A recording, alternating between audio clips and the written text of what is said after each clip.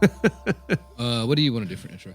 Let's talk about your pops. Okay. Welcome to Murder Schmurder. Murder Schmurder. All right, we're down. We're down a man. We are down Joey tonight. He is going through some things with his pups.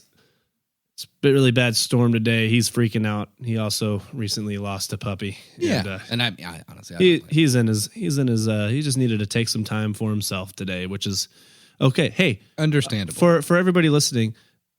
Here at Murder Schmurder, we understand that mental health is very important, and we want to. That's why we give you all this wonderful mentally. We are trauma. content. We are trauma bonding. Like we want you to trauma bond with us, but also if you ever need some help, seek it. It's out there. In fact, more than ever. Yeah. You know how they say like celebrities. BetterHelp. We're brought to you by BetterHelp. I wish That'd be so awesome. it was so good. I'd take that money. You know how they say celebrities die in threes. Yeah. So I think dogs might die in threes. I was worried about that myself. So Because your dog, then Joey's dog, and then I was like, dear God. so Somebody takes one of my dogs. so Sally Saltwater's dog. That's right. Yeah. Or Broadchest Saloon's his dog. Yeah. They had to put down. Right. Okay, so I'm in the clear. Yeah, you're in the clear. So we got our three. Oof. Like when he told me, like I For was me, thinking, terrible for everybody else. I was thinking in the threes. I was like, okay, we're in the clear now. In the clear for a while. Because I can guarantee you, whenever one of mine inevitably goes, I'm out for 2 weeks. Just saying. Well, don't say inevitably because right now the science is saying that right now they have like a drug. I think it's for cats. It's in the experimental stage, but it adds about 10 plus years to their life. What? Damn. So You I have a 20-something-year-old cat? Dude, I had my godfather it was a mean son of a bitch. Just had its hate in its heart. That motherfucker lived to like, I think it was like 21 or something. There's crazy. something about an old cat. From 16 to 21, it just laid on the like couch in the sunroom. That was the way in and out of the house. That was one of those like you don't use the front door style houses, and it would just lay there and just swat the shit out of you every time you came in. And I'm like a child, and I'm like head level with this fucking thing, and it's just like scratching up my face every time I walk in the house. I'm like, stop it! Fuck you! The thing's just blind. Like I don't know who the fuck you think you are, and I'm not even sure who you are. I should have died 10 years ago. And I'm sitting here just being like, I don't want to come in your house anymore. And they're like, leave that cat alone. It's old. And I'm like, but I'm bleeding. Stop picking on the cat, Grant. Like when you're cat's young. like, I played way scraps than you. I don't know why I went Jason Statham. But like they are apparently like they are close to being done with the experiments for the cats, but they are now entering the experimental phase for dogs. And they say sometime in the next 5 or 10 years, they're going to be able to have a readily available drug to extend every dog, feline, cat's life. and then from dogs, we quality? move on to horses. Yeah, high quality life. And Yeah. then Very from cool. horses on to primates. And then from primates on to human beings. And then we're all going to live until we're 250. Well, that's I'm not going to lie, that sounds horrible. well. I would never That's want to what be the current technology trend that we're seeing. It doesn't seem as though we're going to be able to like go back in time in the sense of like I'm about to be 34. I won't be able to go back and Fix live the like I'm damage you've 25. done. No, but it seems as though that mean- you'll be able to stop the aging process essentially. So like I will be Grace stuck. is literally at the- reading a book about that right now. So you'd be stuck at like, if you were to take it now, like at the age of 35 Yeah. for forever. But- until you're like, I don't want to do this anymore. But what's interesting is, and I've been loosely thinking about putting it into like some sci-fi story. What would society look like when people can choose when to stop aging? So there will be people who like want to stop aging at 18, and then like then they'll stop the process. You ever watch that Black Mirror? You ever watch that? yeah. I've only seen a handful. Black really Mirror good. is super hit or miss for me. Like Oh, some yeah, episodes, same. I'm I like, agree. wow, that was great. There's one that it was pretty cool. It was kind of like what we're talking about right now mixed with that old movie from the 80s where like if you hit a certain age, you're just dead. Well, kind of a also, thing. But it was basically anti-aging like medical practices. And so since we could all live longer as adults or indefinitely, I think in that particular one, they outlawed having children because of overpopulation. And that was the whole point of that episode was like, you know, people breaking in and Interesting. killing children that had been illegally born. But it got that whole thing I brought up. It was one of those that it was a fine episode, but I found myself thinking about it a lot. And just there's got to be a line to where once we get so removed from the natural order of things, when do we lose our place on this planet, place within nature, mentally, socially, emotionally? You know what I mean? Yeah. Where it's just, you feel like you're above it now, so fuck everything else. I don't know. It's just it's thin ice. It's a There's also a line to toe. There's also a side quest in Fallout 4 when there's a vial of anti-aging substance that you have to go find from some raiders, which is completely irrelevant to the conversation that we're having. But nice, you know. nice. The only I just wanted to talk about my interests but so I'm playing this video game, right? I guess but the point is, I mean, Fallout 4 came out how long ago? Like maybe I think it's been over 5 years now, right? Fallout 4? Fallout 4. Yeah. Yeah. I think so. It's been a bit. But to say that they're now actually developing, you know, stuff like that when it's been talked about.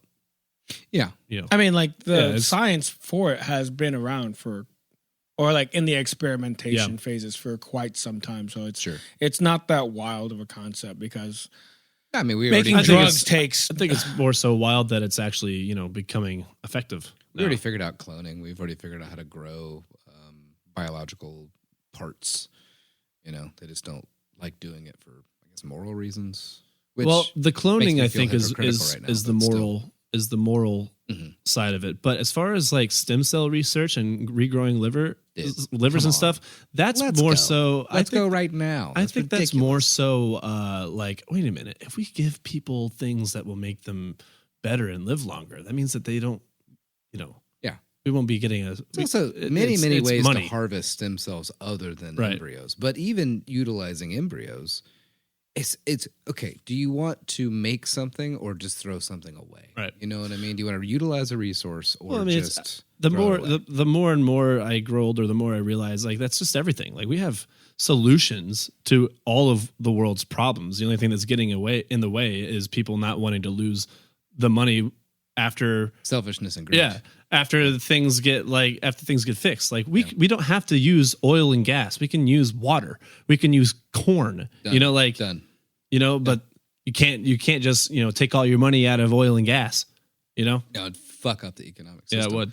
And more importantly, or more realistically, really piss off people that have a lot of money and power. So, well, exactly.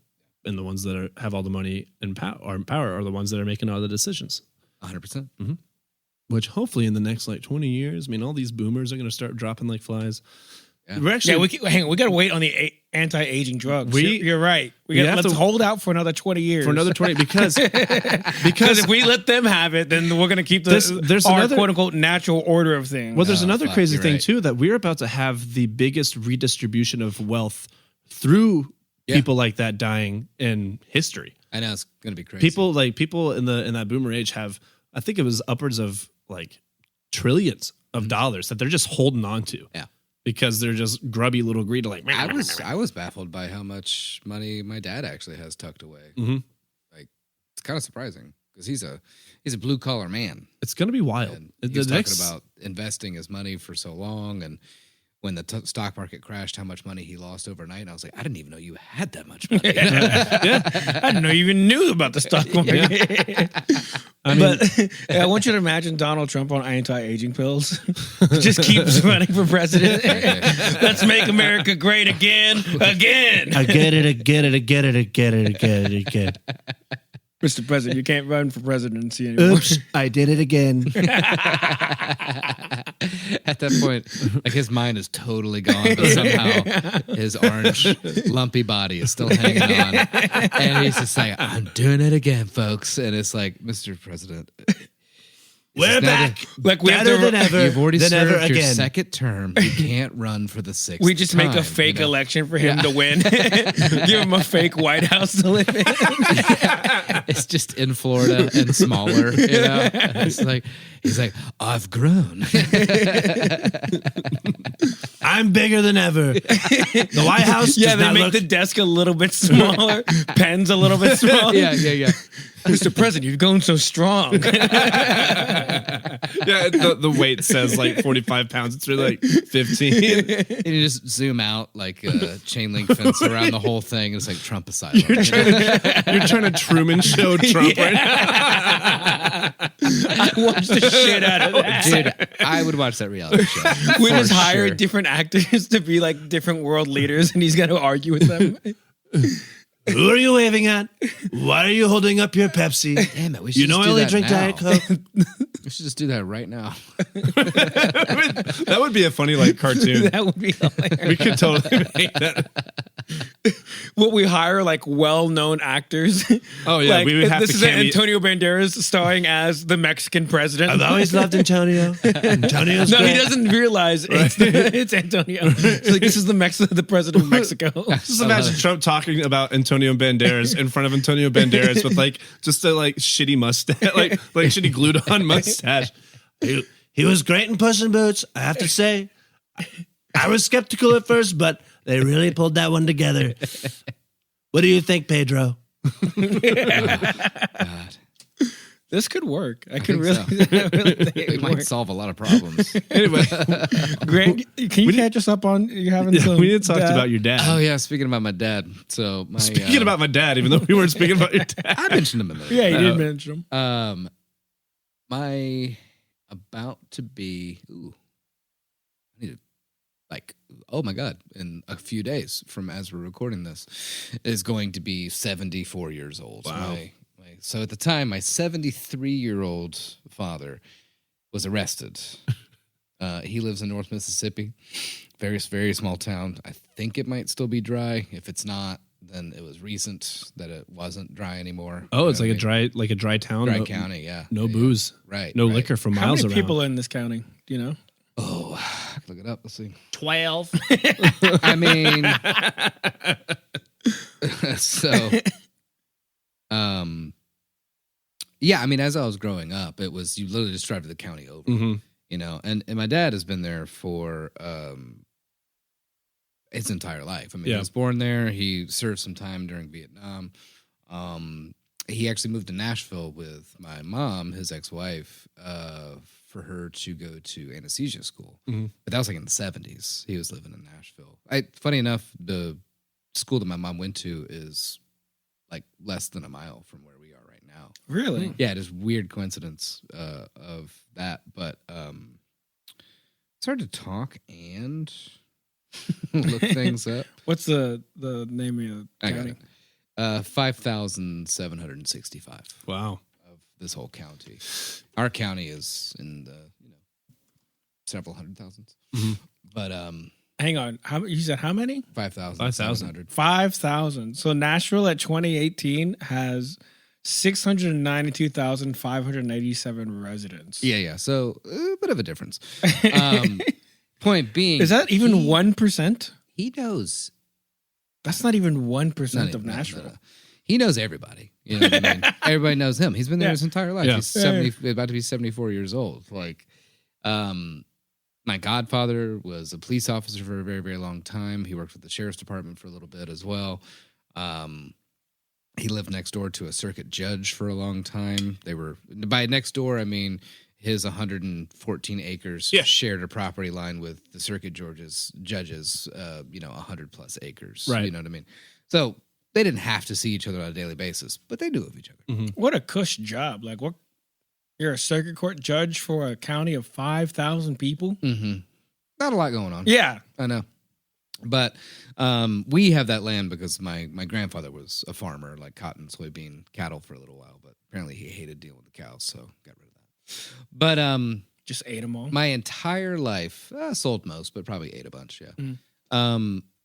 We, in the deep south, kudzu is a problem. This is an invasive vine that they shipped in from Japan.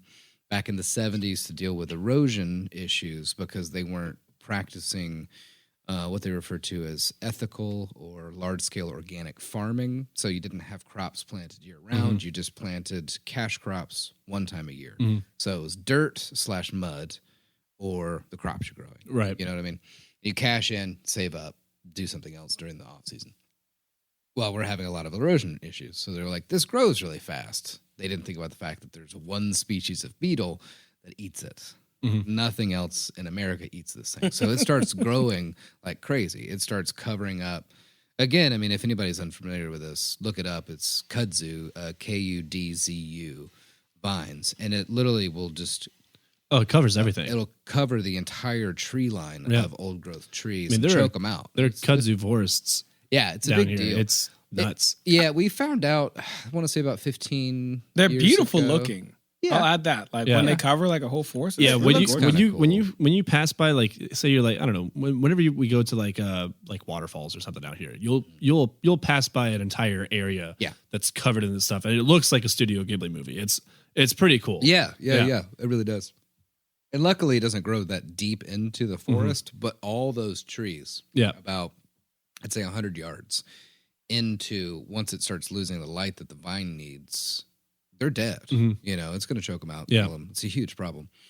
So, got a few options. You're out there all the time trying to dig it out, take care of it manually, which is impossible if you're dealing with 114 acres. Yeah. You can poison it, but the poison that you need for it is so crazy that you're going to kill everything else. So you either have barren earth for several years, but the kudzu's gone, or when it starts to grow, you do a controlled burn. So you take certain elements and like you dig out a rut and quite literally light it on fire. So my entire life, since I was old enough to not go running head first into open flames, I was helping my dad do controlled burns of kudzu. He always calls the fire marshal, lets them know. They say, yep, you know, I know who you are. It'll be like, yep, sounds good, Cleve. As always, if it gets out of hand, just let us know. We'll come over and help you out. Right. Well, this particular year, he's doing his controlled burn. Apparently, there's some new neighbors. So I don't know if they got spooked by the smoke or what, you know. And again, by neighbors, I mean somebody like half a mile away. Hang on, how do you get new neighbors? Like, someone from the cities like who bought some like property in the middle of nowhere to get away from everything? Yeah, there's a little bit of that going on. Also, like the incorporated part of this county is starting to kind of grow. It's like, you know, growing out.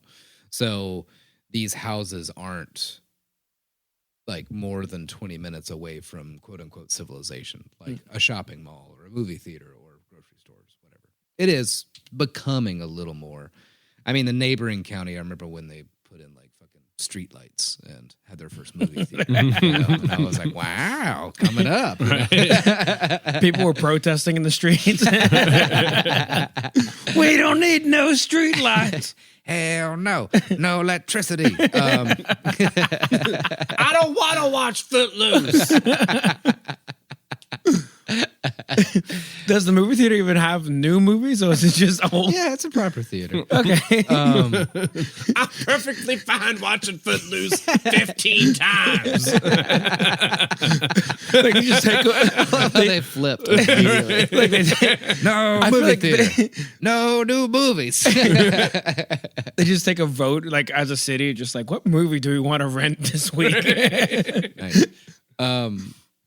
Anyways, he gets a call from his wife saying that there's people looking for him. And she's not exactly sure what's going on, but maybe he needs to come back home and check it out. And he's like, okay. So he's leaving the area in which he's doing this controlled burn. He puts it out. Starts heading out of the property. It takes about, I don't know, I think from where he was about 15, maybe 20 minutes to get to the actually the gravel road that's part of our property line that can get you onto a highway. Right. There's a guy in a pickup truck, plain clothes, just standing there. And he's thinking to himself, who the hell is this guy? You know, Because we've got no trespassing signs, private property. We Mhm. actually have a gate up, but he had it down because he was on the land. So he didn't make the point to stop and put it back up. Guys and he's in this big dually like diesel truck, and he's kind of having to hoof it over this crest. So it sounds pretty aggressive, Right. I guess, in defense of this guy. Well, the guy he hears him, sees him cresting over the hill. He hops back in his truck and then pulls around it to block him off. At this point, my dad is like, who the fuck is this guy? Yeah. And my dad gets out of the truck to be like, can I help you? What the hell? Right. Kind of a thing. The guy's immediately yelling. My dad's also deaf. Basically, I mean, he's got hearing aids and stuff. And so he's going to, like, he's walking towards the guy, and he's going to put up his right hand. And out of nowhere, another truck comes up and blocks him in the other way. And he's very confused at this point. So he's raising his hand to sort of cup his ear to ask him to repeat himself. Well, he grabs his wrist, throws it behind his back, shoves him into the back of his Are these truck. police officers or no? Turns out they're firefighters. Oh, okay. / game wardens. And they also work for the sheriff's department. Gotcha. Okay. Small town. Mhm. A lot of double duty going on here. Right. And my dad is now at this point not only confused, but angry. Understandably Right. so. And is like, I don't understand why you're, manhandling me like this. I'm just trying to get you to repeat yourself. What the hell is going on? Right. And apparently the guy that was roughhousing him so much, my dad pissed him off the year before because he was on his property for really no reason. And my dad gave him hell about it. Mhm. It's like, look, I understand what you're trying to do, but this is private property. If you need something, here's my number, let me know, but get the fuck off my land. Yeah. Kind of a thing. Absolutely. And homie was not having it. So I think he got a call and was like, oh, now's my chance, to buck up against this old man who made me feel small. Which is wild because if you've seen Grant's father. Yeah. Grant's father he couldn't look more Southern. Yeah. Doesn't he always wear overalls? Yeah, oh, yeah. When we met him, he was wearing overalls. Oh, yeah. 70, glasses with, you said he has hearing aids. Yeah. Like, he looks like a 70-year-old man, but he also, looks like he has not stopped working. Oh, yeah. So, he's Still quite tan. He's got, huge forearms, the whole nine. He can't open his hands all the way straight, They're just are constant. Constantly like gorilla like they're hands, holding on to something. Yeah. Several surgeries, he's an old working man. And so he's on the way to jail. And the guy that was taking him to jail was apparently very polite, had no answers for my dad. He's in jail now. And he's saying, can I talk to your supervisor, who I know by name? No, he's not working right now. Okay, well then can I talk to so-and-so, a retired circuit judge? No, can I talk to so-and-so's buddy that I also know, more of an acquaintance, who is the current circuit judge? Right, They keep saying no. He had to spend the night in jail. And my stepmom came and picked him up around noon. But he mentioned, so he called his current neighbor where they share a property line, because that was one of the parts of it, was the fact that he had a fire going over property lines. But his current neighbor appreciates the fact that my dad does these annual burns because it keeps the kudzu off of his land. Right. And he talked to him. The guy's name is Ricky Tate. And he was like, Ricky Tate. Yeah. And Ricky was like, yeah, let me know anything. He's like, yeah, my lawyer might send over an affidavit for you to sign. He's like, yeah, I'll go to court for you. I mean, I appreciate you doing it. You did nothing wrong.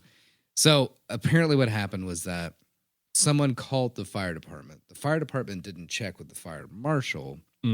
So they thought that something was out of control based on the amount of smoke, but he's just burning a bunch of green shit. So it's a lot of smoke. And I think homie got the call and was like, oh, it's time for me to fuck with Mr. Bramlett. You know what I mean? puts the war paint on his face. Right. Yeah. Puts the utility belt on. When he Sliding down called the his pole. neighbor Ricky Tate, he was like, hey, so I just got out of jail. And he was like, oh, yeah, I know. I saw you on the 9 o'clock news. And I don't know if I've shared this with you guys, but I'll read it and then I'll show you his mugshot. And it's so good. Place undisclosed in Mississippi. A man is accused of assaulting at least one fireman in blank county. Deputies arrested, fuck it, I don't care. Marion, which is his first name that he does not like. He goes by his middle name. Wednesday, April 17th, the sheriff's department announced he faces 2 counts of aggravated assault, as well as arson and a resisting arrest. The fire coordinator, Adam Patton, said the incident happened Tuesday night. That's when firefighters responded to his home for an out-of-control grass fire. They said that he refused to allow firefighters on his property and tried to run them over with a vehicle. The vehicle ended up in a ditch. It did not. And law enforcement arrested him, the fire coordinator said. But here's his mugshot. He's one angry old man right there. but from somebody who like just doesn't know any better, like I would look at that and be like, yeah, he did it. Oh, yeah, you know, yeah. like that absolutely looks like oh my goodness, like a drunk old man just lighting fires, having fun. You know? Yeah, right. Where'd you get a flamethrower? I made it. You know how easy it is to make one of these things. But yeah, so he's talked to his lawyer, and apparently his lawyer is pretty gung ho, and he's like, I'm gonna pull every single like piece of evidence that I possibly can. This guy's going down, you know. Yeah, good. Fuck that guy. I really hope he was in plain clothes, and there was no way that any vehicles run into a ditch unless that they fucked up. They got stuck in a ditch by trying to like run this crazy sting operation on the guy, and they were like, "Oh, I'm too embarrassed." He did it, you know. Yeah, right. Good thing no one's gonna look this up. I hope that guy like loses his job over it. That's kind of where I'm at too. Yeah, honestly, that's just that's embarrassing. I know. So as more unfolds, we'll keep you guys informed. Nice. Or at least he has to like wear a dunce hat for the for the next 5 years. Right. Oh, look, it's Officer Dunce.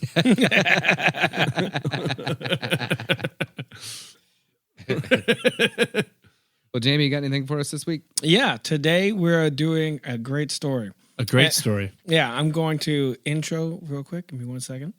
Uh-oh. You guys You ready? really are about theatrics, and I love it. Yeah, of course. Yeah, I'm ready.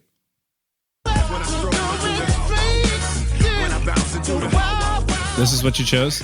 Put on your best 5-gallon hat. Lift yourself up from those cowboy bootstraps. Grow out your beard. Slam your whiskey. Beat your wife with a switch no thicker than the width of your thumb and hop on that saddle because there's mass genocidal atrocities to commit. Gold to mine. Sex trafficked saloon workers to impregnate and then skip town. Gun duels at dusk. And most of all, riveting tales to make up as we talk about the Wild Wild West.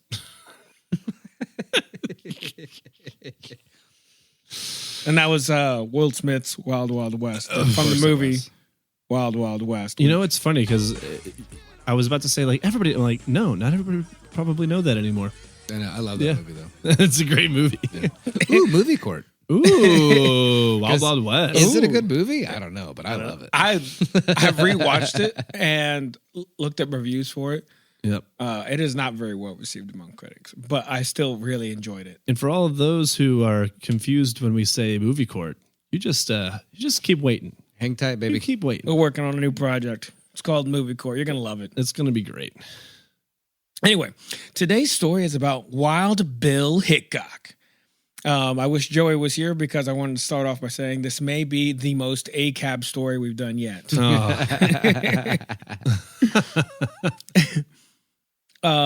As always, I have to preface this story has certain stories that seem to be very much so churched up and made to sound like an amazing tale around the campfire. So please take that into account. Also, there's plenty of experts on the Wild Wild West, it being so big, and a lot of people have dedicated their lives to studying it.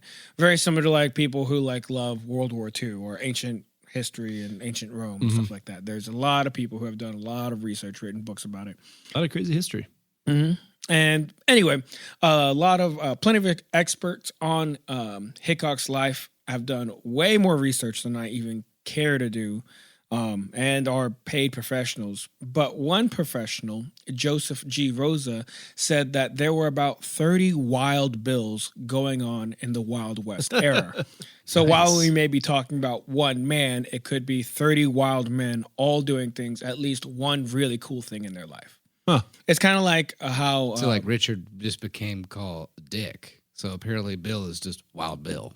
Like if you're named William and a little out there, you're Wild Bill all of a sudden. Yeah. Yeah. Yeah. Well, like, if you don't know, the same thing kind of happened with, was it Greek mythology with Zeus? There's a lot of stories of like Zeus as a king doing something and impregnating somebody or yada yada. A lot of those stories came from famous kings throughout ancient Greek and ancient Rome that would pull some wild, crazy shit. And then they would just say Zeus did it. Zeus did it. Yeah. Simpsons did it. Yeah, bring that back. But start us off. James Butler Hickok was born May 27th, 1837 in Homer, Illinois, which is present-day Troy Grove, Illinois, to William Alonzo Hickok, a farmer and staunch abolitionist, and even used their family house, which has since been demolished, as a station for the Underground Railroad. Wow. Awesome. So, Actually. yeah, it's like, we'll go into it more. But which I might even add... So Wild Bill Sr. is kind of a badass. Yeah. And very much on the right side of history. in certain parts. Oh, okay. So, which I might add, even the North was a wild stance to take on slavery. Yeah. Slavery was common throughout farming predating the Americas and even in the North. So to see this at this early stage was pretty wild stance to take. And his wife, Pamela... Wild Bill stance to take. Pamelia Hickok, both of them supposedly come from English ancestry. But, and here's my take, but given his take on slavery, I think he came from Scottish/Irish origins for his pretty hot take given the time. If you're not familiar with that, the English and the Vikings did to the Scots/Irish prior. If you want to look it up, but basically the Scots and the Irish were enslaved or pretty much just beaten to death, the mass murdered for their beliefs. And we came here to get away from it, and we do not like it here when it's on our front doorstep. I'm going to do it again. Yeah. So I think that is one take. And they just said that they were English trying to get by. Another hot take that I have is it's very possible for his father to have come from Latin descent in the Spanish region and was a gypsy facing exile or a felon that fled to the English countryside and then to the Americas. Fun. I say that namely because his father Was brown. was William Alonzo Hickok and named several of James's other like siblings with Latin names as well. How well did he tan? If you look at James Butler, it's like they were all dirty. Sorry, Joey's not here. I got to help with lower the bar. Austin, right now, you and I are the only two lowering the bar. Yeah. So. I'm trying my best over here. Yeah. Like, Right. I got no Joey to bounce off of. So like, Well, I'm going to try to beat Joey. Yeah, tonight. we got to do our best. Voice of reason is not in the room. right? We're gonna spiral real fast. Oh boy. Here we go. Straight to the Patreon. And nonetheless, I would say, and Wild Bill even brings us up later, that he gets a taste for danger and adventure from all of the work that his father was doing Sure. as I a see. staunch I see. abolitionist. So his father died in 1852 when James was just 15, but prior to that, his father would go on trips to help slaves escape. And like I said, That's awesome. yeah. So not only was he a stop for the Underground Railroad, he was also one that would help them. Yeah. And then go, I don't want to say, the wrong word is stealing slaves. But legally speaking, that's what he would help people do. Yeah. At the time, he was committing crimes. Yes. Yeah. But the reality is he's saving humanity from itself. Well, of course. But when going on these wild adventures, his dad basically gave him a gun and pretty much made him become a man on the road. So by the age of 15 and even at a younger age, Men were becoming men at a much younger age by then. Yeah. I was very good with my revolver at like 12. I got it. So apparently he was an outstanding marksman with a pistol at a super young age, like before his father died. Hey, Nice. And then he even became better with the pistol and then picked up the rifle. And a lot of people now say he got really good through constant usage of both guns while doing very illegal, very dangerous things. Mm-hmm. So it's one of those things of like, because you do something so often, you become great at it. right. By the way, would you guys do that frogman right there? Smash or pass, what do you guys say? That one, Frog Woman, yes. Reference to our last episode. Previous episode, right? But I feel like this is going to be like a Red Dead Redemption story. I can't wait. it kind of is. I can't wait. So photographs of Hickok appear to depict dark hair, but all how do I put this? All contemporary descriptions of him, like of the people like around him, all wrote down that he had like red hair. Okay. So I'm thinking, like I said, kind of backing up the Yeah. Irish thing, Right, kind of right. Or backing up the Scottish, Latin yeah. thing. Yeah. That's what I'm getting at. That's cool. Yeah. It's And to think that like you come to America and you're like, yeah, I'm not English. You're like, right. Well, or no, sorry. Like, oh no, I'm not Scottish. you know? right. Or nor am I Irish. Right. Right. Because there's a lot of. Well, yeah, I bigotry mean, like towards Irish. those- A lot of those when groups. Irish people came over here. I mean, this was decades later in the 20s. I mean, like they were treated like shit. Yeah. Like it's just crazy the sort of. And they all, not all, but a lot of them came over because of the potato famine. And we like to make jokes about like, oh, that's all they ate. But no, that's all they were allowed to grow. Right. Because it was essentially like servitude. It was, this is a plot of a land that we're allowing you to keep, but you only grow potatoes on it. And when that blight came through and all the potatoes died, they had nothing to eat. Yeah. Right? So, I think my favorite story that you've ever told me, Jamie, is when, or talk about how like people of Scottish and Irish descent came to America, got treated like shit, and then moved to Mexico. And now there's like this sort of subculture. Oh, dude, it gets even better. Of South Americans that have red hair because of these. Oh, dude, it's better than just that. So that's a quick summation. Less quick summation is a bunch of Scots and Irish went to they stopped in Texas, right? And then Texas started fighting Mexico. And then Mexico was just like, we got big booty bitches and tequila over here. And essentially they defected from the Texas government. Oh, I totally missed that part. That's crazy. And then joined Mexico. And at one point, a lot of them not only just became like regular citizens, but a lot of them joined the pseudo cartels that were going on. Caramba! Put me another shot of I can't even say it. Shot of tequila. there you go. That's good. That's good, yeah. So like I'm a big fan of people like who like just find that out because I'm like the story behind it is awesome. But to get back on track, in 1855, at age 18, James Hickok fled Illinois following a fight with his then boss, Charles Hudson. Apparently, they were both relatively young. He's 18, but Hudson was a little bit older. They get into a scuffle that seemingly was one of those things like just boys being boys kind of thing. During which they both fell into a canal. James got out and never saw Hudson come out. So he was like, fuck, I just killed my boss. Yeah. I should leave. Nobody's around. I'm just going to walk out of here. Yeah. So he skips town. But what's hilarious is Hudson didn't die. He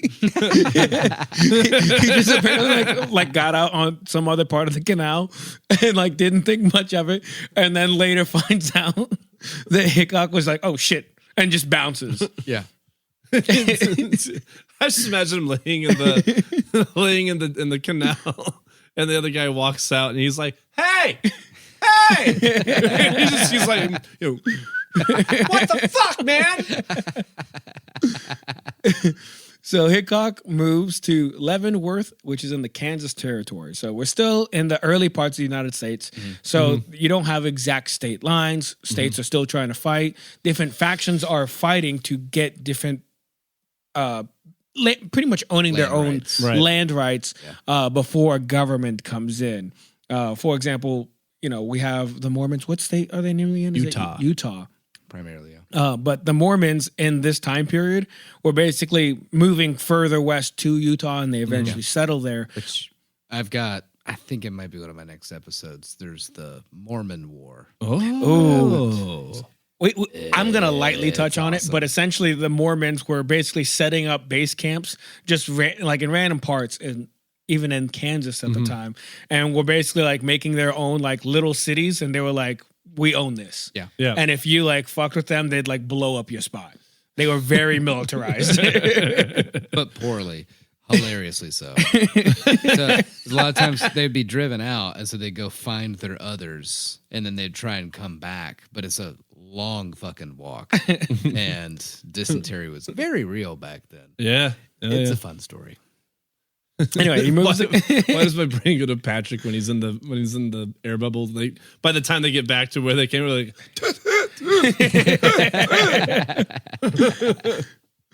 okay, so Kansas, like I said, is still a territory at this time. And at the same time, because they were a territory, it wasn't exactly sure if they were pro-Union or pro-Confederate, which opened up a lot of fights for are they pro-slavery or anti-slavery. During this time, James Lane's Free State Army, which later became known as the Jayhawkers, basically formed an anti-slavery vigilante group active in the new territory. During this time when they're basically trying to figure out what they're doing, a lot of people are killing each other left and right, saying like, I can't have slaves, people killing him for having slaves, and vice versa. So like if they find out that you're an abolitionist and you have slaves, you're like, I don't want to deal with you later. I'm going to kill you now before you get the jump on me. So during this time, they called it the Bleeding Kansas era, because they were like, I think in my numbers, Band name I call it. The Bleeding Kansas era. Yeah. that's actually That's pretty dope. But I think it's like over like 40 different lawmakers at the time. historical metal.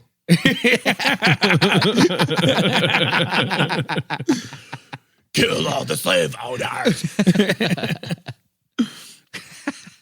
I have a song or an album called Abe Lincoln's Fallen Top Hat. This goes out to all you abolitionists out there. Yeah.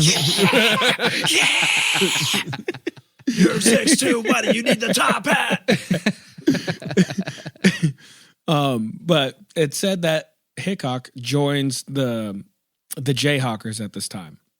But again, he's still stupid young. This is like he's 18 still.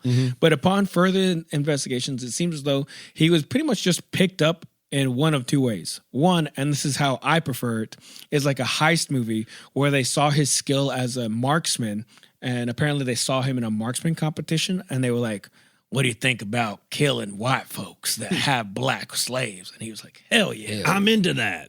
That's what my Diddy did. Yeah. In his ditty before he.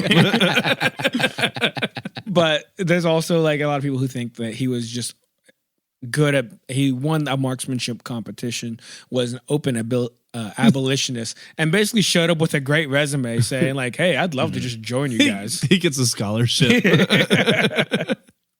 So he sticks around for about a year, and there's no real proof that he fought in any of the battles, but it does seem as though he was there, as he himself mentions the existence of key battles during that time period in letters he sent.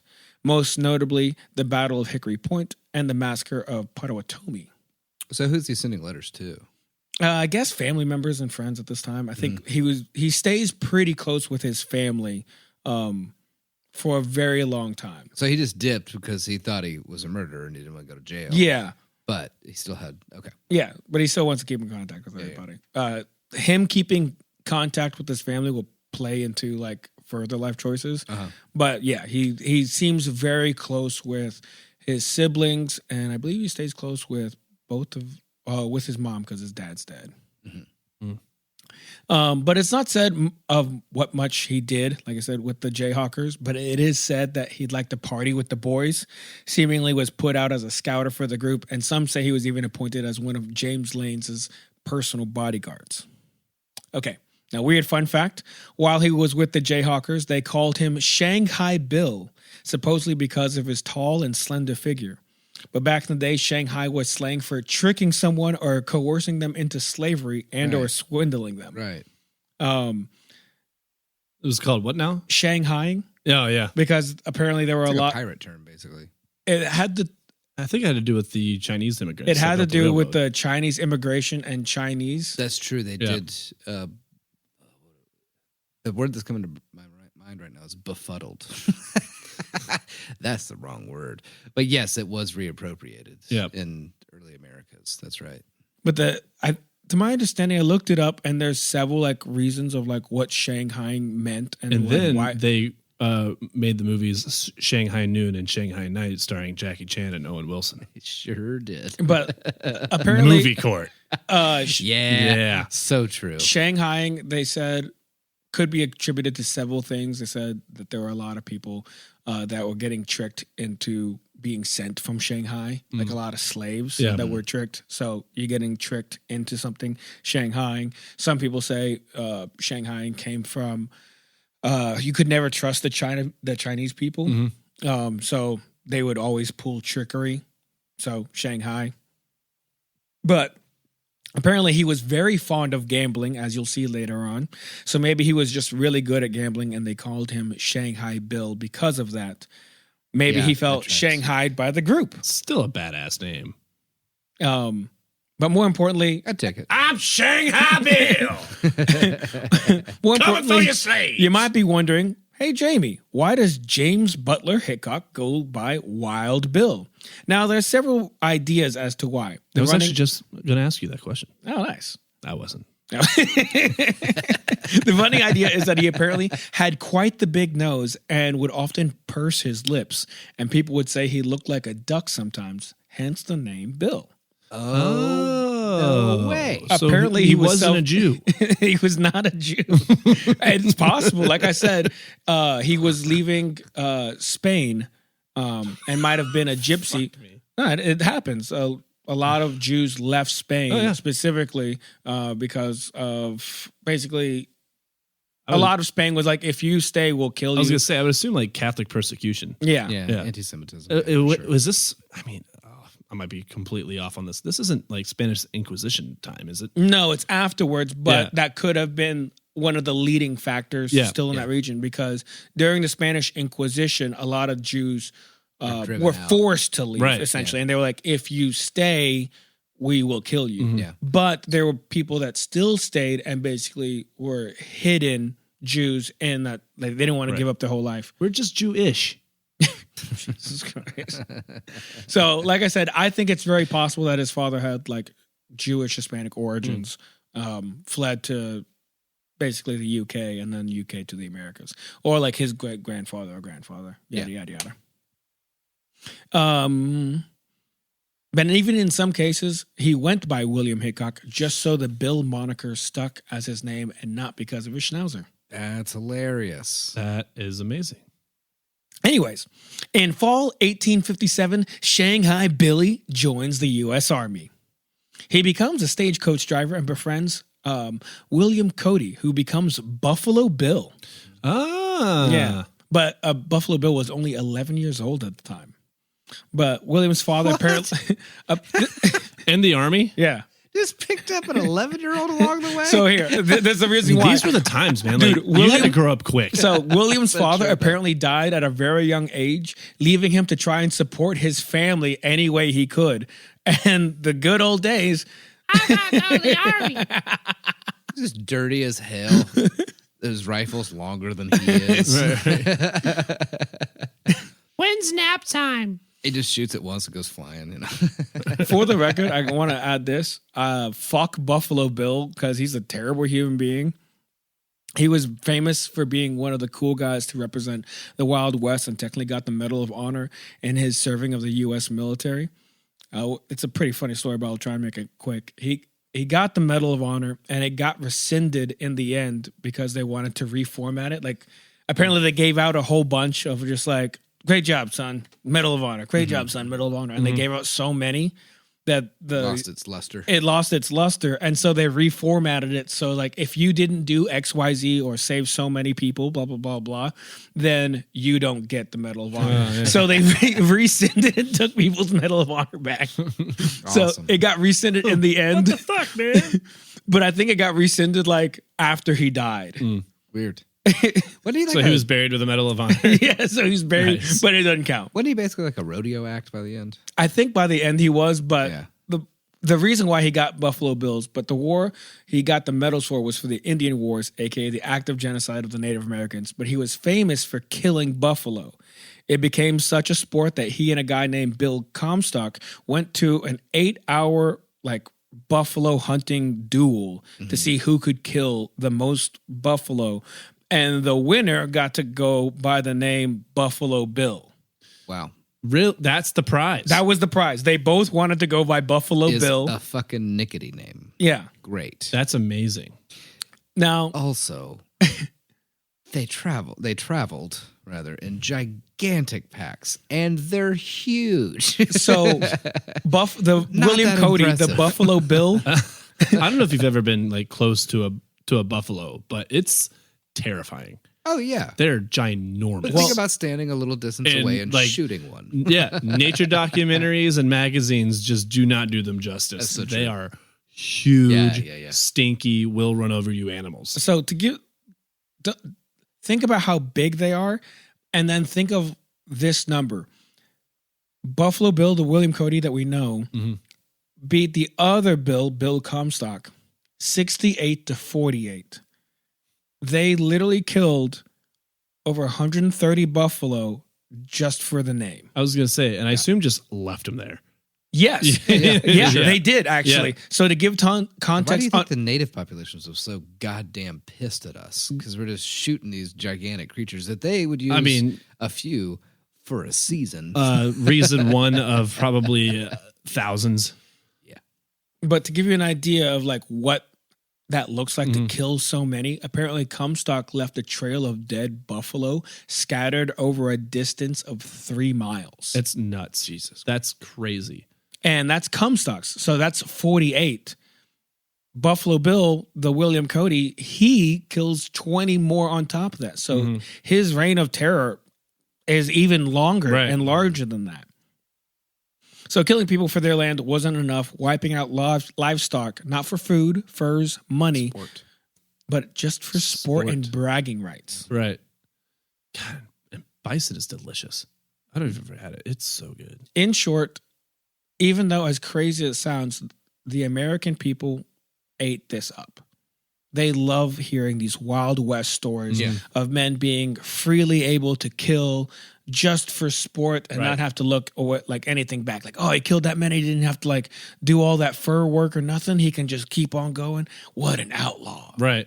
So Wild Bill, Buffalo Bill, all these key figures in the Wild Wild West, you'll soon figure out like these were genuinely horrific people that pulled off horrific things, but were pitched back to the American people for being cool. Mhm. Kind of like, how do I put this? Kind of like Clint Eastwood in his movies, where Mhm. he's like, like Dirty Harry, like he's the cop that he might have an itchy trigger finger, but he gets the job done. Right. Same thing, and that's kind of like what's leading America down a very Just killed a dangerous bunch path. of I mean, citizens it's there, the- Mr. Police Officer. It's just romanticizing it. you know? Yes, exactly. Anyway, Hickok and Cody hit it off. Apparently, Cody got in some trouble and was getting picked on. I imagine because he was, I don't know, fucking 11 years old, hanging out with grown-ass men. Golly. But Hickok would stand up for him from time and time again, so they became like two peas in a pod. Now, it seems as though their main jobs were to drive stagecoaches of supplies and messages going back and forth between different forts and whatnot. Apparently, one of their foes was a Mormon settlement that wanted to own its own entity, wanted their own land, and wanted to be respected as so. And they apparently attacked Hickok's stagecoach train. So they would have to protect the stagecoaches, they would travel in groups and just go in one long train. Yeah. They didn't kill anybody. They just went in there, basically took all their supplies and burned 27 wagons. But remember, Hickok's like, this is 1858. So he's still stupid young. And if you have like 18, 20-year-olds and 11-year-olds, Yeah. they're not going to put up a fight. everyone's just there to get their dollar and just go back home. Yeah. So it doesn't really say that Hickok was fired or reprimanded or dishonorably discharged. Most historians just jump to when he moves out to further West Kansas in March 1858.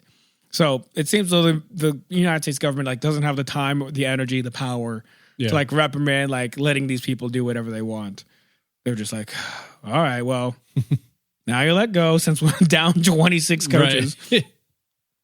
But I imagine him and his boys were one out of a job because their stagecoaches were burned, but also because they absolutely put up zero fight and just let the Mormons burn and ransack the train. Back to Hickok. He claims a 160-acre tract in Johnson County, Kansas, near present-day Lenexa. On March 22nd, 1858, he was elected one of the first 4 constables of Monticello Township and quickly falls in love with a lady, Mary Owen. Things heat up quick, and he plans to marry her. But apparently his family is super against it as it gets around that Mary was half Shawnee. Interesting. Yeah, this goes back to like him getting really or staying really Which close. is now like preferred. A little Shawnee baddie. I'm looking for a Shawnee out there. My little Shawnee shoddy. My little Shawnee. Sade. His brother Lorenzo even went so far as to travel. I think he was still back in Illinois, but his brother Lorenzo travels out to Kansas to talk sense to him into not marrying a person that is half Native American. She's half Indian. And they're fighting essentially for black rights. That's fun. It's a wild like. It's a strange time. Not really, actually. Pretty back in regular time. I mean, we're dealing with similar things, just different labels on it, I guess. Yeah. Apparently, what Lorenzo said generally shook him because after that, he sold everything. I never thought of it that way. You know, she's an Indian. Well, when you put it, that way. You know they're gonna burn all your crops. Oh, you put it like that. I think I like better like he rides all that way. It's like Ma's real mad. Oh no, not my mama. So it shook him. He sells everything he owns and gets the hell out of Dodge. I do think it's a weird place in the sand to be anti-slavery but indifferent to genocide. But well, now that I think about it, I mean, like you have to think, of the time. If you were to be married to somebody of Native American descent, it could lead to problems. I mean, not even if your own family was okay with it. You're saying bigotry aside. Yeah. Yeah. There's just, I mean, socio-political issues exactly that are bound to happen. Right. Yeah, no, I'm with you on that. Yeah. I just think it's interesting to be anti-abolitionist, but he obviously only wants to marry and be with white people. Because it's never said, because he's meeting a whole bunch of black people. He's helping them like I would basically imagine gain that their freedom, and it's never said that he has any type of relationship with any black woman. I think you can believe that people should be free and not necessarily want to pursue a relationship with them. Yeah, that's true. But I mean, still, I mean, at the time, like, but that's my point. It's like there's probably a reason why you wouldn't want to be in a relationship with somebody who is not your race at that time. Just socio, politically, whatever. Yeah, no, I'm with you on that. The ramifications. You bring up a good point. Yeah. The ramifications of being with a person like. I mean, clearly this woman made his dick hard. So I mean, but he bounces. Right. He leaves her in the dust. Damn. Yeah. So whatever his brother said had a huge impact. Ma's real mad. I mean, how's she going to cook your favorite? Shepherd's pie? She's just, I mean, I hope you like corn. So in 1859, he joins the Russell, Majors, and Waddle Freight Company, the parent company to the Pony Express. and he starts working them for a couple years. And this is where his fame finally begins, and it becomes harder and harder to discern between fact and fiction. Sure. But from here, let's just assume all these tall tales are fact for now, because They're just more fun that way. it's going to be way more fun and a lot less trouble. Yeah. So now we're moving into the what do they call them? In the UK at the time, it was penny dreadfuls. These little paperbacks, you know, and they were usually like vampires, werewolves, dark, you know, Jack the Ripper. Yeah. Bullshit. Yeah. But there was a Wild West version of it that sparked this whole love. It was like these little Yes, shitty paperbacks. yes, and that were shipped over to the East Coast. That these like Victorian style, you know. Good heavens. Yeah. Do you hear what's happening in the wild, wild west? and I'll get into that My because dear, they just shot 68 buffaloes. you know? Savages. How droll. Derivative.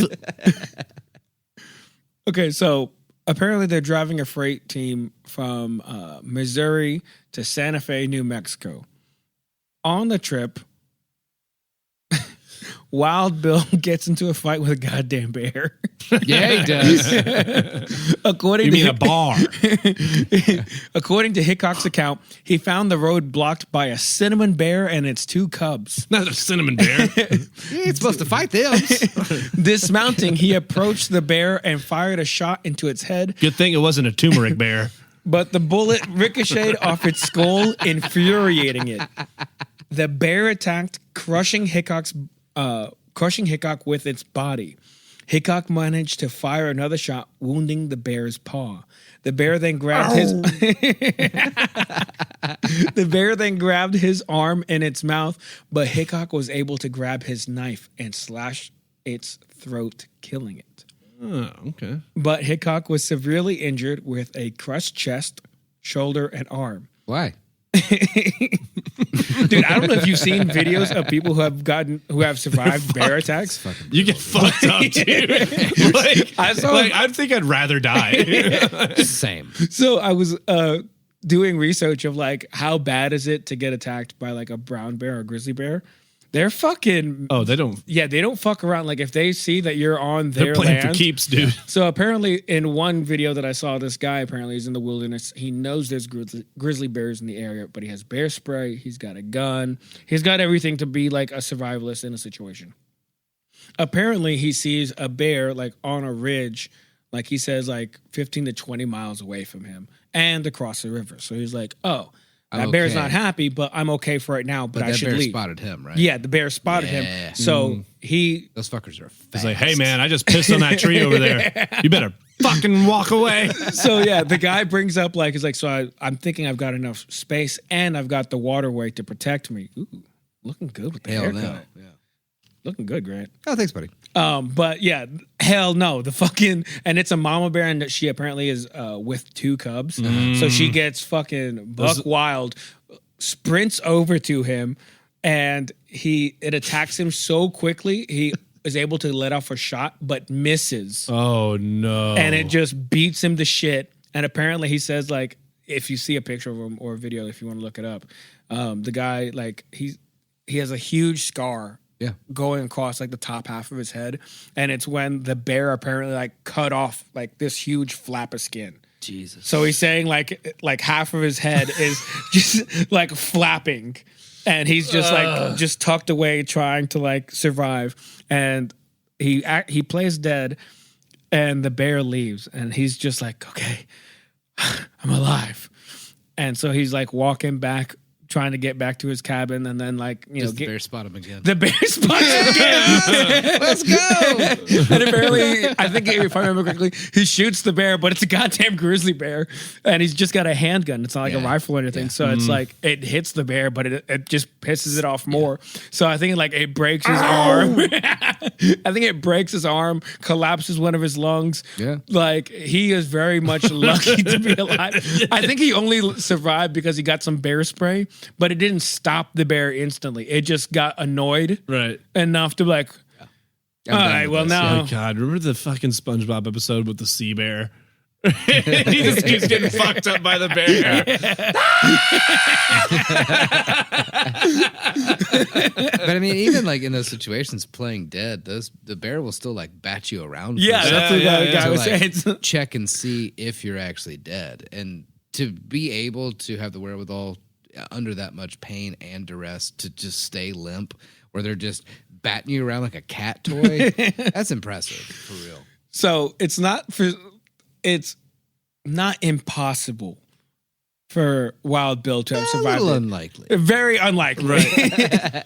But what is known for sure, like, so it seems like more possible he was attacked by a bear and then all his friends just shot the bear enough for it to die. Yeah. Because he's with the freight. So it's kind of crazy for everyone to just like, Just be staring at it. damn, dog, you really shouldn't have got off your horse for that one. I'm gonna go fight this bear. But there is proof that he was severely injured, like I said, with the crushed chest, shoulder, and arm, and was bedridden for 4 months before being sent to Rock Creek Station in the Nebraska Territory to work as a stable hand while he recovered. So most likely, well, now in my brain, I'm imagining him egging this bear on. Just because I want to. Stupid ass bear, get out of my way. Fight me! How about you come out here and fight me, bear? You ever been shot before, bear? So Bear's beating the fuck out of him, and everybody else is like, "Ooh, he's about to die!" So they just start unloading on this bear. There's just like 8 guys with rifles, just like, gah, gah, gah. He's The all bear fucked finally up. keels over, And then 8 he of them- stabs it. Yeah, and then he's out like- of anger, he just stabs it in And the neck. they're Stupid bear! Somebody carry me to my He's all stagecoach. fucked up. Tell him I won. Yeah. Tell him I wrestled him good. They all My feel whole bad for him. reputation's on the line. I'm Wild Bill. Okay, so now he's in Nebraska, right? Working for this Rock Creek Station. There, the freight company has built a stagecoach stop along the Oregon Trail near Fairbury, Nebraska, on land purchased from a guy named David McCants. The story was kept immortalized by being printed up, kind of bringing back to what you said, Grant. The story of him being attacked, surviving, and killing the bear with his own knife becomes immortalized by being printed on newspapers and magazines, later to help sell papers and keep the idea of the Wild West and its heroes alive. That becomes a huge thing. There is solid evidence that Hickok was immensely injured. Like I said, the bear thing, the killing, everything else is hard to prove. But anyway, back to the Rock Creek Station. David McCannels owned the land, and while was handling this business legally, he apparently was also known as the head of a gang responsible for robberies, cattle rustling, murder. You know, So a gang. yeah, right, yeah, just normal shit. He's kind of running the area. Standard gang. Yeah, standard gang stuff. Owns land, sells land to pretty much an early form of government before it was officially the government. Yeah. Now, remember how I said Hickok was self-conscious about his nose and the whole duckbill thing? Yeah. Well, that namely came from McCannels. So David McCannels would constantly pick on Hickok, and apparently, even in his even in his badly injured state, play wrestled him and knocked him to the ground. Jesus. You ain't nothing but a duck. See that just So yeah, he would kicking a cane out from underneath him, and he falls over and it's like, Quack. What's going on, loser? Oh my god. Just like Waterboy, like, watch it, pencil dick. Needle dick. Needle dick. take that, duck nose motherfucker. If that was me, anytime I was about to fuck with them, I would scream quack. Quack. So I want you. This is good. I want you to imagine you're Wild Bill. You're getting picked on left and right, and this guy's just yelling quack in your ears and snapping you across the head. He's fucking giving you a wet willy whenever he can, and he's like, "What? We're having a good time," and you're fucking like. You're up at night, like, I swear to God, the next thing this guy fucking does, I'm gonna fucking kill him. He's on edge. He wants to kill him. So at one point, the Rock Creek Station was falling behind on rent. McCannels, he comes up to the station ready to collect some money, and it doesn't go well.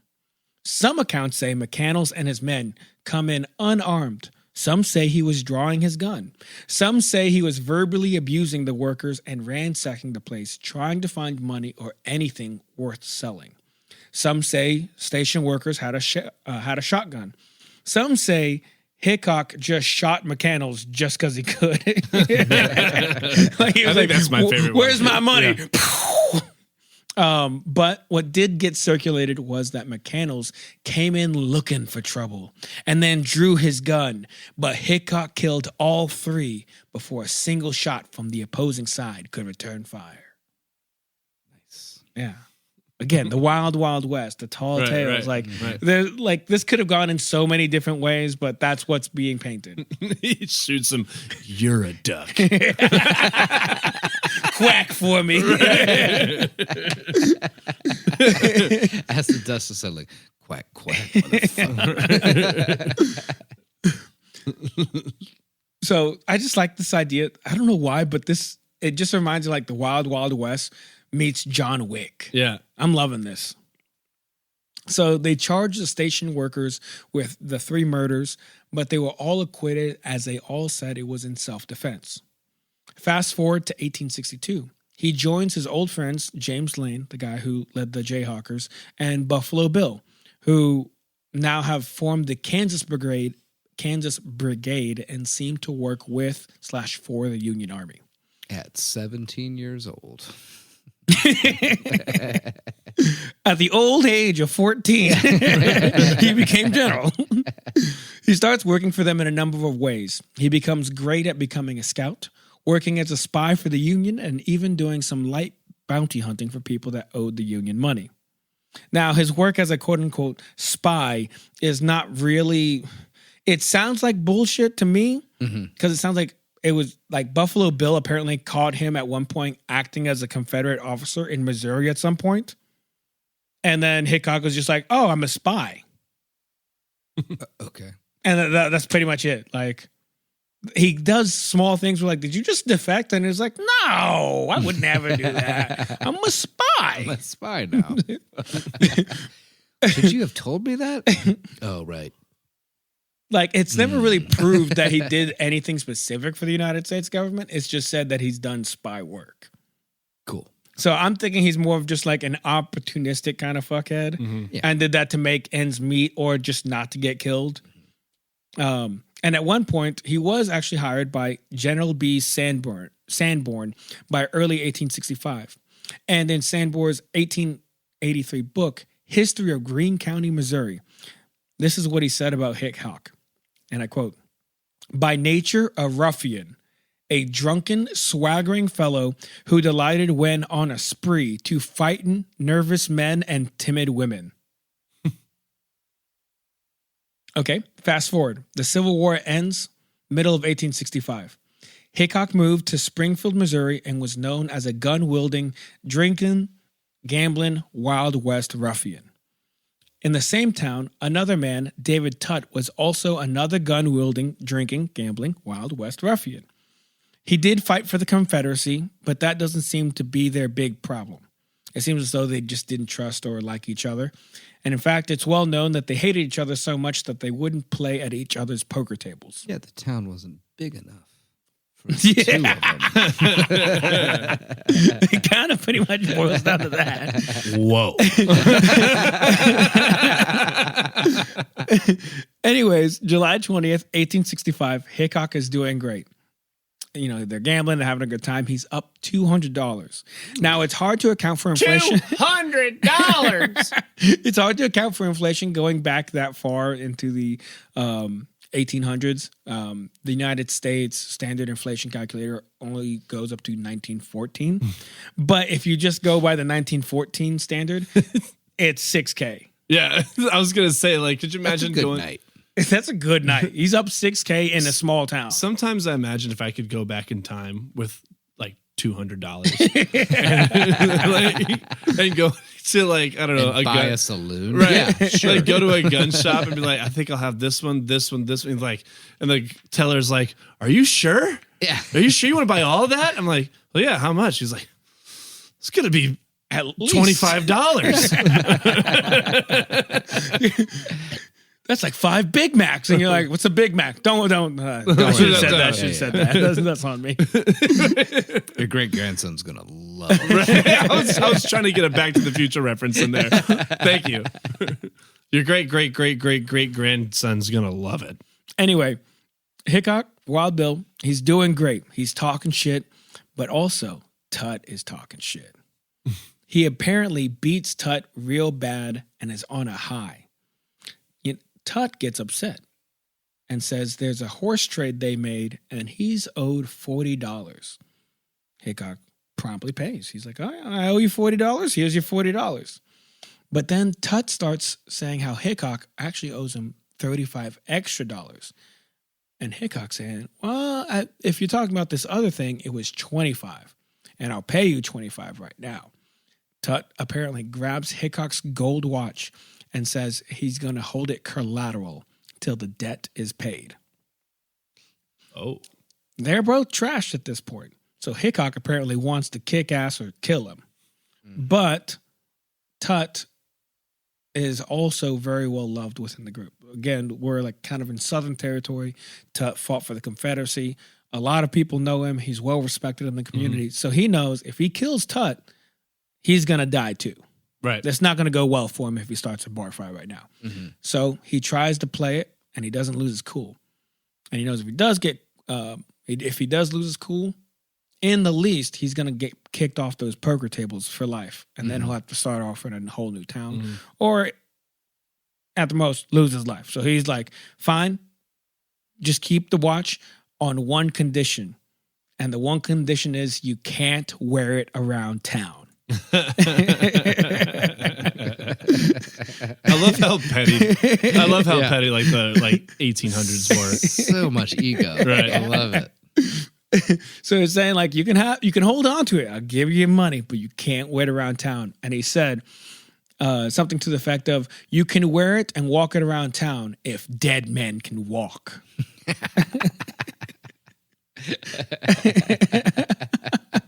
Sweet. It's like a backwards insult. Now, just go ahead and just guess what Tut does. He stows it away safely. You go ahead and wear it if you think that you can wear it if you're dead and such. Like a drunk man slurring it. You can go ahead and wear it if you can wear it, and if you're dead sometimes, and then you can wear it. I can tell that when you're dead, that's when you can wear it. So some accounts say, again, there's a lot of different accounts of how things boil down, but some accounts say he never wore it around town and only talked about it to piss off Hickok. Apparently, there are accounts saying like he would tell a whole bunch of friends like, I can't wait to wear this, or I can't wait to wear it around town, and flash in front of him. Some accounts say that he actually did wear it around town, even strutting around, bragging, and talking about how he owned it. The next day, they go to the bar. They have they have a beer and they try to squash the beef. At first, everyone's thinking, okay, this is a stupid matter. It's really over like $10. It's not that big of a deal. It does not go well. 6 p.m. that same day, old Wild Billy calls Tut out for a good old-fashioned duel. I'm calling you out! Right, so they meet up at 11 a.m. for coffees, which is several beers. And then by 6 p.m., they're both blind. They're both drunk. liquor drunk. They're all liquored up, ready to fight now. Yeah. The people quickly, like old-timey movies, like people like move to the sidewalk stagecoach area, and apparently it's just them two on the main strip. And I see it. They line up apparently about 75 yards apart. So for them, for their timing and their guns, this is a wild feat. A 75-yard shot with revolvers is wild. I'll get more into that. But they both let off one shot. Tut misses. Wild Bill lands his shot, hitting Tut in the ribs where he collapses and dies. Now, to think the 75-shot shot, going back to that, it's very impressive. In fact, absurd, because most handguns at the time only had accuracy for about 25 yards. I was gonna say, they were still straight barrels because they weren't bored yet. Yeah. So everyone is amazed that he could pull off such a feat with one shot. While it did take time for word to spread, it did eventually spread like wildfire. By 1867, a writer named George Ward Nichols, bringing up what Grant said, wrote of Wild Bill as more of a myth, legend, tall tale, or anything, or wrote the myths, the legends, the tall tales, and spoke of them as if he was a real man. Mm-hmm. This would bolster more sales, and like I said, made the people of America love the idea of the manly man in the Wild West. But again, wrote of Wild Bill killing 3 men before any of them were able to leave or lead off with one bullet, killing a man 75 yards away with just one shot, and even fighting a bear and being able to live to tell the tale. Sorry. Wild Bill did just kill a man in broad daylight, so he was jailed and charged with murder. He posted bail and was eventually acquitted of all charges. Legal reps were pissed as this undermined actual state and federal government laws, but culturally, the list of his peers conceded to the idea of the unwritten frontier law of a, quote, fair fight. Mm-hmm. So because it was not in cold blood, both men agreed to it. To be honest, I think we should kind of bring that back. Kind of. Yeah, I'm with you. Yeah, like if 2 men consensually are like, I want to kill you. Well, I want to kill you. Well, I got a gun. Well, I do too. 75 yards away. Yeah. Mm-hmm. Or at least cage matches. Oh, cage match to the death? Sure. Nah, I think just tap out. I mean, no. How about a boxing duel?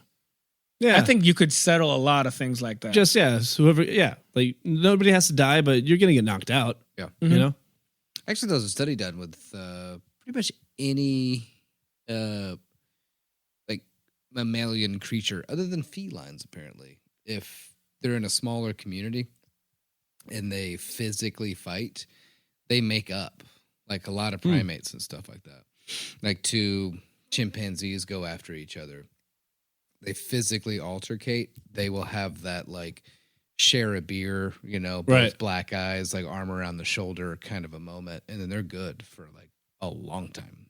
Nice. I still think if anybody has one of those friends where it was just kind of a falling out. I actually do have one of those friends. Turned into... No, Cameron. Turned into like... Turned into like a mean letter, which is very specific to me, which is like, we are no longer friends anymore, even though we were friends since we were children. Mm-hmm. You know what I mean?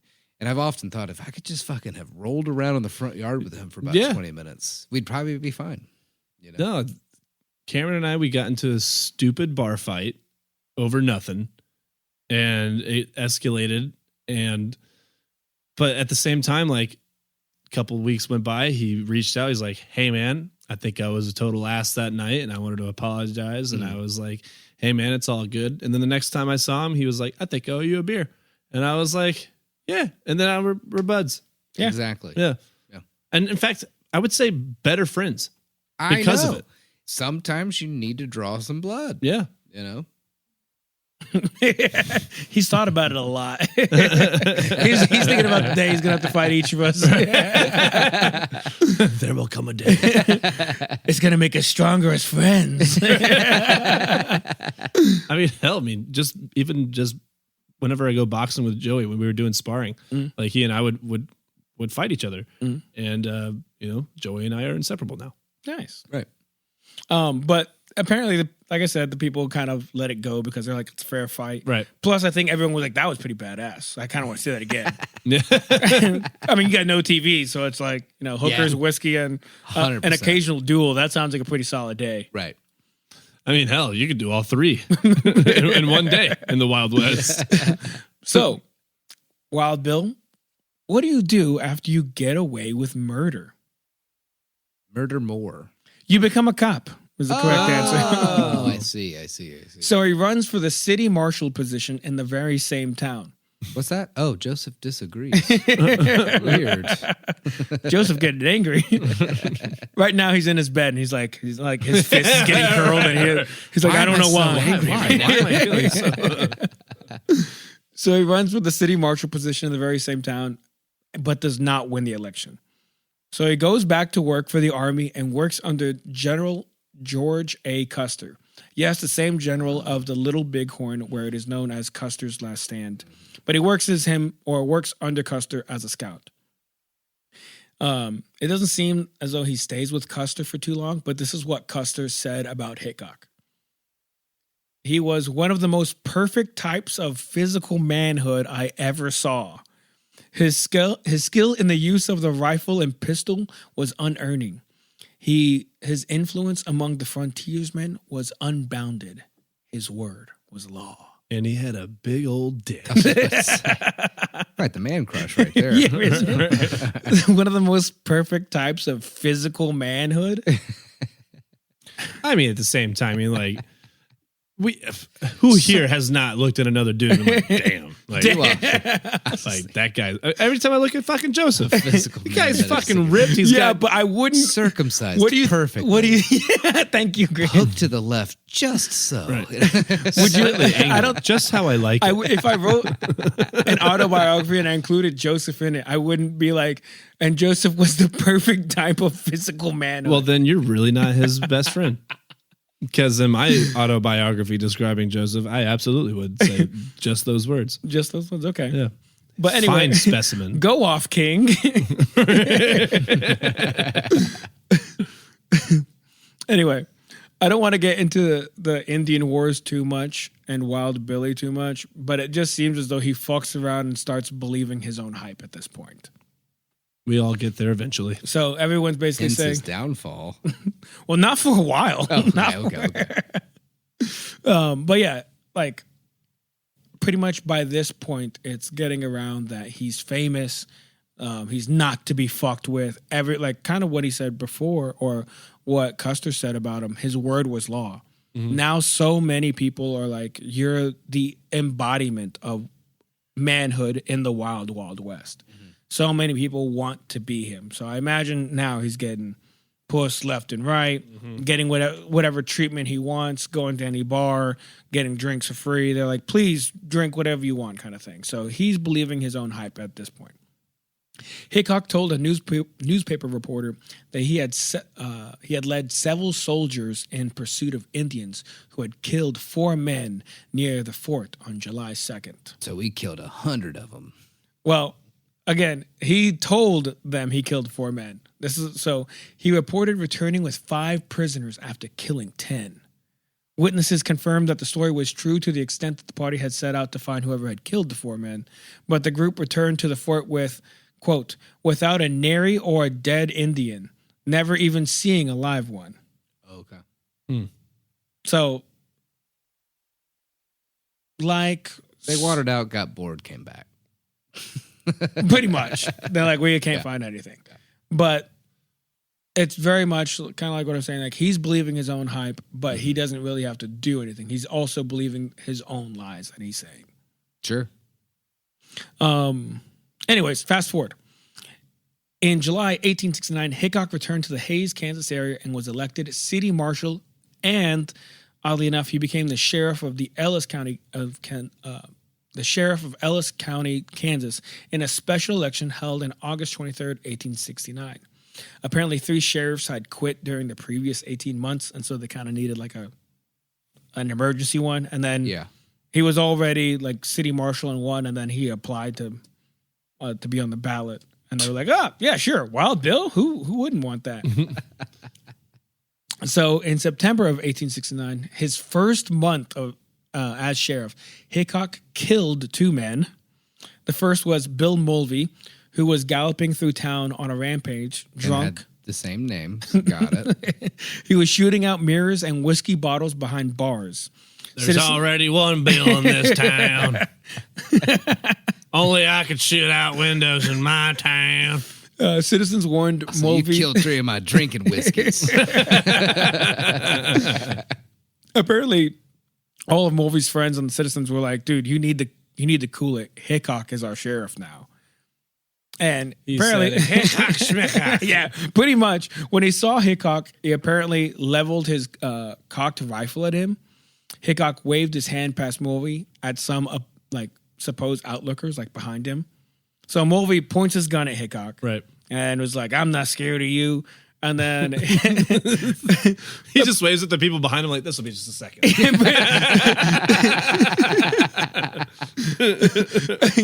he does something even smarter. He like looks behind him and says to the people behind him, he says, "Don't shoot him in the back. He's drunk." Mulvey wheeled his horse around to face those who were behind him. Then he shoots him in the back. And he shoots him. Well, officially, he shot him in the temple, like as he's like trying to turn. And he just shoots him in the temple right there. Genius. Amazing. Genius. Yeah, I was pretty impressed with that Right. part. I was like, Yeah. okay, that's essentially It's a being like, Bugs Bunny move. literally, yeah. Like, I was like, hey, your fly is down. Who? The second man killed by Hickok was Samuel Strahan, a cowboy who was causing a disturbance in a saloon at 1 a.m. on September 27th.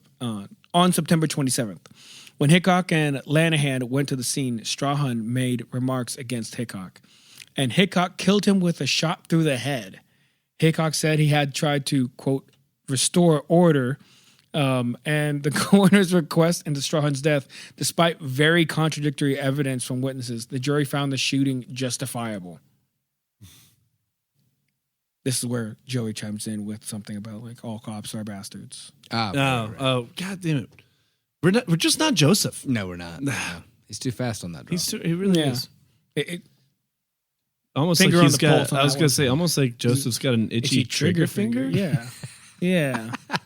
Weird.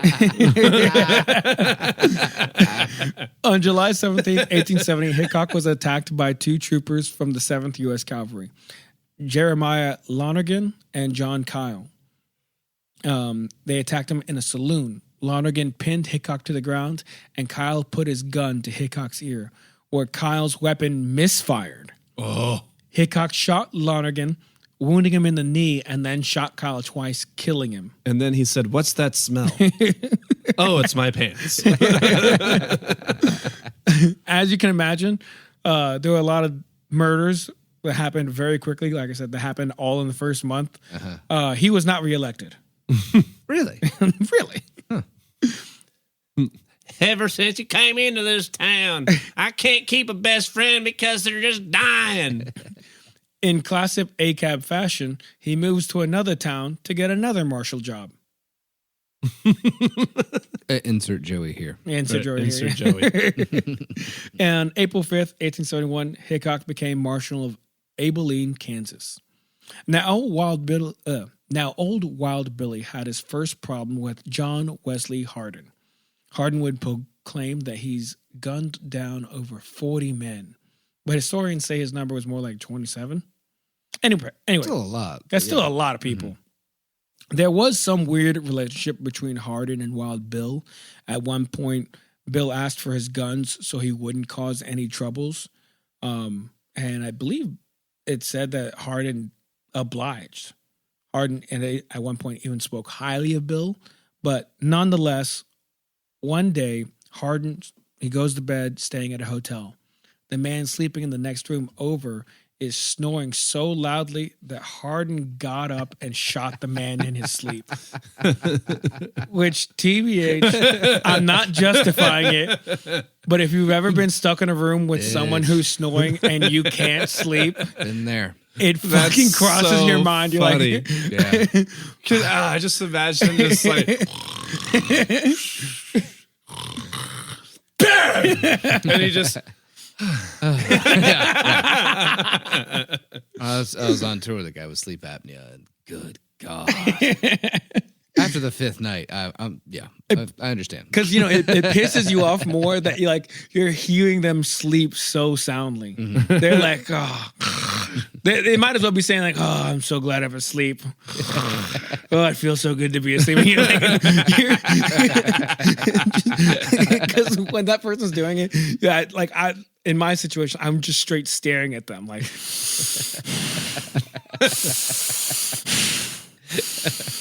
I'm going to go outside for a walk. Yeah. Anyway, nonetheless, Hickok is made aware of this and is on the way. Some accounts say Hardin promptly got his things and left in the night. Some say he was actually able to subdue Wild Bill and leave town. But the popular and more fun story that we're going to go with is that upon Wild Bill's arrival at the hotel, he jumped out the window in nothing but his underwear, hid in a nearby haystack, and when he could, he stole a horse and left town. Awesome. I like that one better. Yeah. Yeah, that one's way more fun. Mm-hmm. The underwear is in the window. Mm-hmm. Yeah, hell yeah. It's got little hearts on the boxers. Yeah. Mm-hmm. Now, Phil Coe, the owner of a local saloon, specifically the Bull's Head Saloon, and Wild Bill didn't get along. This is another case in that situation. Tell me that Wild Bill didn't get along with somebody? He didn't get along. Apparently, like, if you're a ruffian like him, right? If you were anything like him, like a gambling, degenerate alcoholic, he was like, I got a bone to pick with you. Not in my town. Just projecting at this point. But yeah, the owner, Phil Coe, owned a Bull's Head Saloon. And they didn't get along. It's not exactly sure as to why, but there are several theories as to why.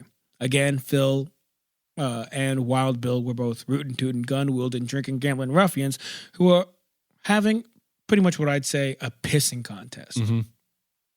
And that's really the easiest reason. And this is pretty awesome. This is another possible reason is that Phil had a picture of an erect bull painted on the side of his building, which, as you can imagine, did not please the townspeople.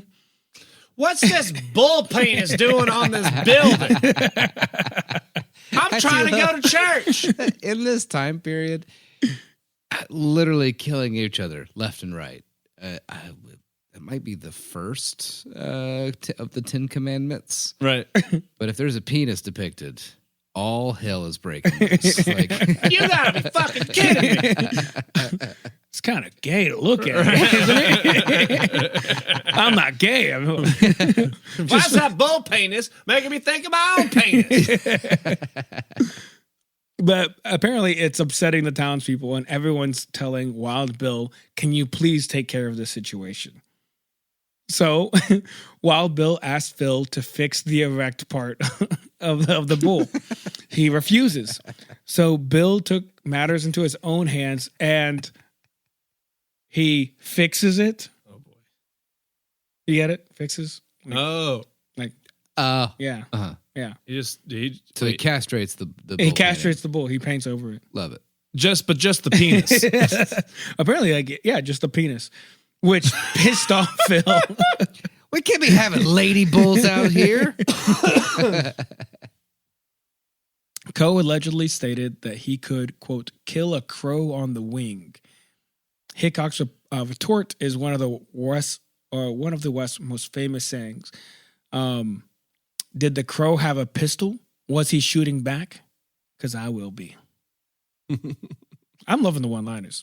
Anyway, Fast forward. Phil starts drunkenly shooting his gun in city limits. Wild Bill Hickok comes to try to tell him he's in trouble for it.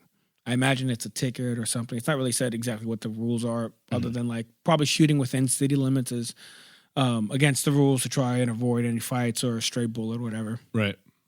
But it seems though it's more of like a ticket or something like that and not goes straight to jail.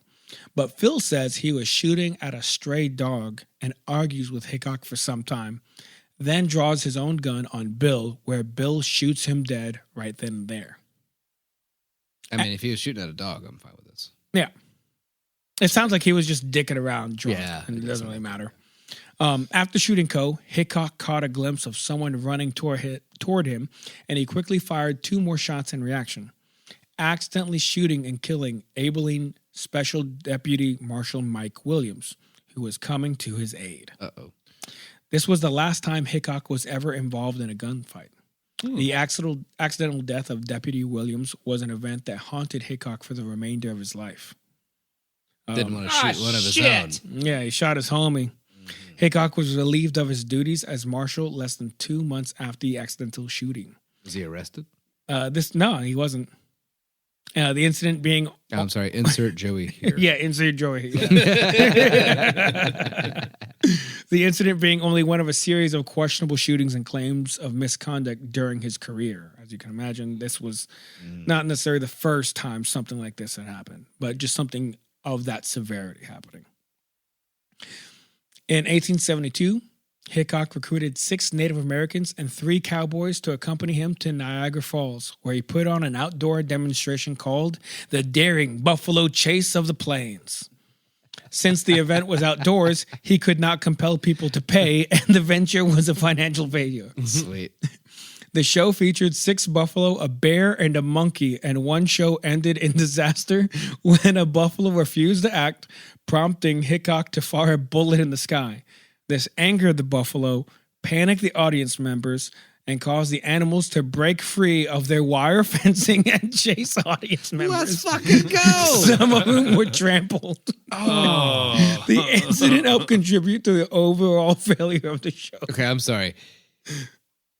If I have a time machine, that is one of my stops. Yeah, for sure. I want to see a bear, a buffalo, and a monkey go ham on a rural town near Niagara Falls. Just a drunk ass Hickok. Buffalo, I'm talking to you. And the buffalo's like, I fucking hate this place. Hold on, we're in Niagara Falls. At this Yeah, point? they moved to Niagara Falls to pull this off. I'm getting more and more curious if this has in part to do with the naming of the Buffalo Bills in New York. I didn't even think about that. Where's Maybe. Dan Kurtz when you need him? Yeah, where is Dan Kurtz when you need him? Get him on the horn, baby. Anyway, in 1873, Buffalo Bill, Cody and...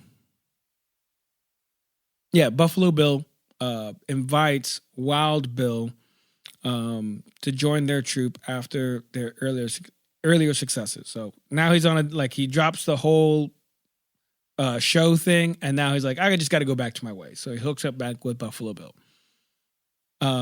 But Buffalo Bill at this point is now on his own troop. So at first he says, I'll do some acting. Right. Then he realizes he hates acting and often hid behind scenery. In one show, I just can't beat this John Wilkes Booth guy.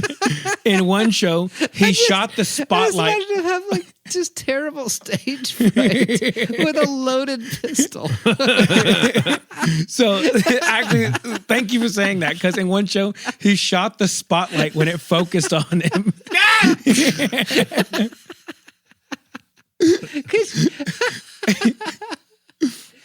You know, we the willingly spotlight get on, operator is fucking pissing himself the entire time. and also immediately pissed because those could not have been cheap back No. then. Okay, I mean, we get on stage without loaded guns. But I'm glad you said stage fright, because that's exactly what I was thinking. Like he's hiding in the scenery. Hide behind a cardboard tree, shooting out lights.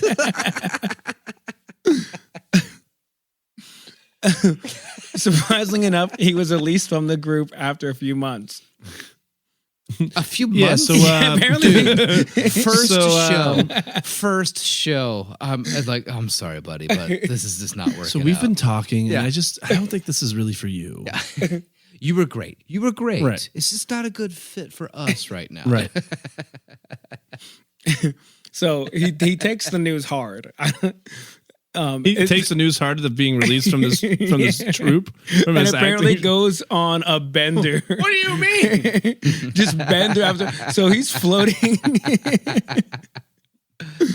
He's just floating around. Like he goes from, you have to understand, he's going from Kansas to Nebraska to Niagara Falls to wherever this show is. Ugh, I couldn't imagine. And then ends up in a place called Deadwood, Dakota. All on horseback Deadwood. or stagecoach. Yeah, that's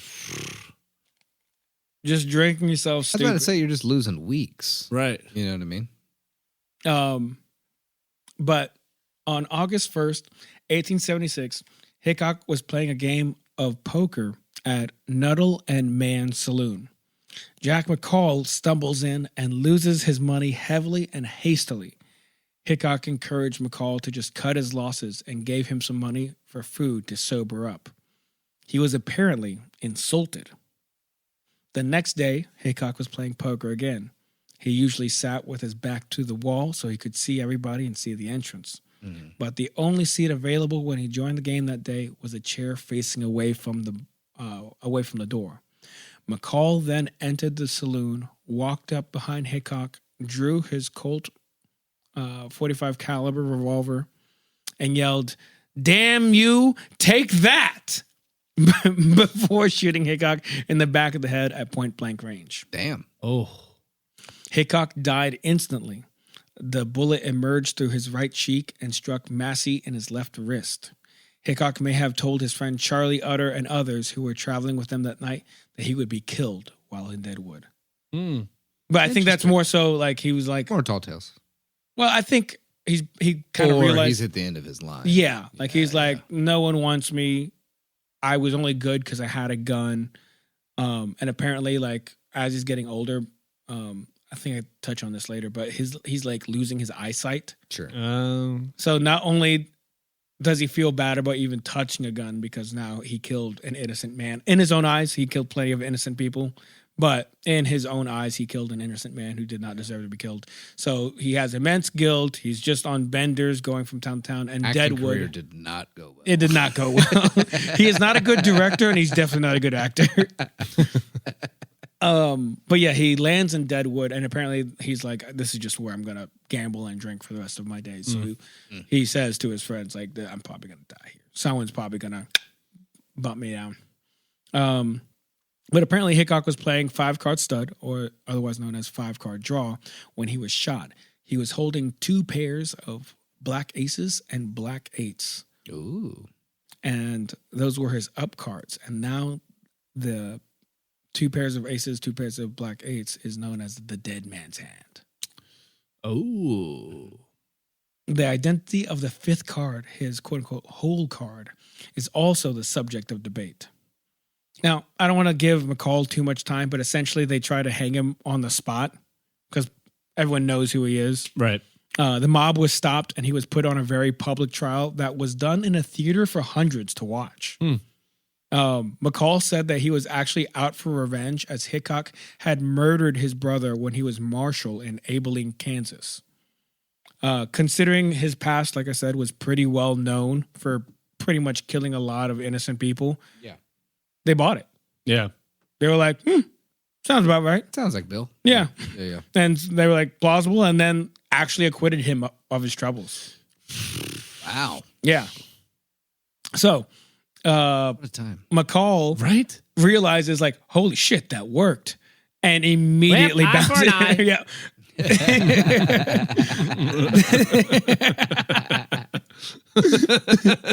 He was a bastard. Well, he was a bastard. He was a bastard.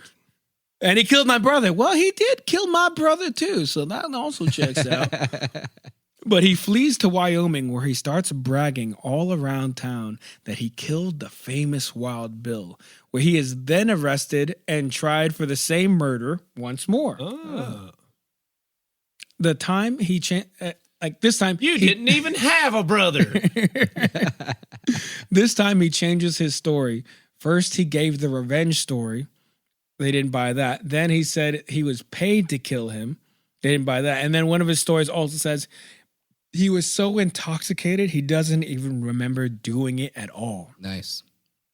In the Let's end, go with the third one there. Right. It's happened to all of us. It was revenge for my brother. Are you sure? Okay, I was paid to do it. Are you sure? I was drunk. I don't remember. I'm sorry. That's on me. Yep, I was drunk. I just wanted you guys to like me. That's all. I'm doing this for attention. I have social anxiety. In the end, he was charged and sentenced to hanging where it was incredibly public. Apparently, they did it in a town square where hundreds of people went from streets to balconies to roofs alike just to see McCall pay for his cold-blooded murder for the famous Wild Bill. Wah, wah, wah. Yeah. Fantastic. This is what I was going to ask, what's it called? Old Joey, what his thoughts were. Because I think he's spoken highly of Wild Bill before. I'm not sure. Yeah, I don't know. Because if I remember correctly, most Wild Bill accounts paint him in a really high light, namely because he was like I said, a man that's done amazing things, like fought a bear and survived. He was a man who would bring order to society by becoming a sheriff and was an abolitionist. Yeah. So, Yeah, like, yeah. if you just say those three things, it's like, what a man. Yeah. Right. But then when you kind of dive deep more into, like, his history, you're like, I think he was kind of a shitty human. No, 100% a shitty human. I mean, yeah, there's really no way around that. The amount of people he killed, regardless of their guilt or not. I mean, none of that was in like due process, if you will. Yeah. It's just a guy with a shiny star on his chest that he really didn't get elected to. Not really. Just shooting somebody else because they were, it sounds like too much like him. You know what I mean? Yeah. Like, Well, I think that's like what he liked in being a sheriff. It very much seems as though he liked being a sheriff because he liked being the big dick around town. Right. And if you were like him, who would challenge authority, then he would want to cut you in the knees or strike you with fear or just, in the end, strike you down. yeah, he wanted to stay a big dick. Yeah. And eventually that caught up with him and he shot, apparently one of his good friends. And then his life fell apart. Yeah. Yeah. Huh. But His apparently ego was bruised, and that sent him on a bender that went miles. Like, not a length of time, but just a sheer vast distance. Like being sad from Missouri to Nebraska on the back of a horse. Like, That's a country song right oh there, my baby. God. I've been sad from Missouri to Kansas. okay, so just from Nebraska to Toronto, because that's where like things go belly up in Nebraska, and then he goes to Niagara Falls to do that show with the buffalo, the monkey. And what was the other thing? He was a buffalo and a monkey. And a bison. Yeah, no, well, the And a buffalo. bear, I thought. Sorry, a bear. Was it a bear? Buffalo, and a monkey. I think you said bear. Anyway, bear. Let's say it's bear, buffalo, and a monkey. I'm How do you watching get that those show. three things for one? I mean, like, there's And then the there's gates still, open. there's still And an he's only exotic got them- animal trade back then, you know? He's only got them tucked in by just wire framing. Like, just think chicken wire. That's what I'm thinking. Me too. I mean, when did The the monkey hops over, unlatches the bear cage, when did the circus start? Oh, that's another one I want to do. Barnum and Bailey. Jesus Ooh. Christ. That's talk about murder schmurder. But dude, okay, so to drive it from Nebraska to Toronto, 1768 is when the circus started. to drive it from Nebraska to Niagara Falls, that's a 19-hour drive. Now I'm gonna look up. Walking it is 428 hours. It's a 1,181 miles. Like you said, imagine being sad. The entire for like 2 months Sad and blackout drunk. and alone on a road with like there weren't a lot of people around, you know, like if I'm you're on the willing to road, bet- you're on the road by yourself for Yeah. days, weeks. Yeah. I'm willing to bet he came across a couple. He was like, "Oh, he's just a sad stranger. Let's help him out." And then he's just a tape on repeat. It's like, I accidentally got too drunk and shot my best friend. Like, wow, that's really sad. But he brings it up again like an hour later. Yeah, you said that already. Yeah. Please leave. Pulls out another flask. Like they take away that Good. flask and he pulls out another one. Where did he keep getting all them flasks? Mind your business. Mind your business. I once killed my best friend. I should have married Mary, but I chose not to. No. So he never married. No, Wow. I didn't get into it, but apparently there's who is it? There's A another slew of hookers. if I was you gonna will. say, I'm It's sure most he likely banged. there's another famous Wild West like icon. It is said that they got married under the table. Had another thing of like several different accounts. One account is they got married secretly. Another account is they just had an affair. Another account, if I remember correctly, there was one account that said he actually did marry and skipped town and never officially divorced. I do. Psych. And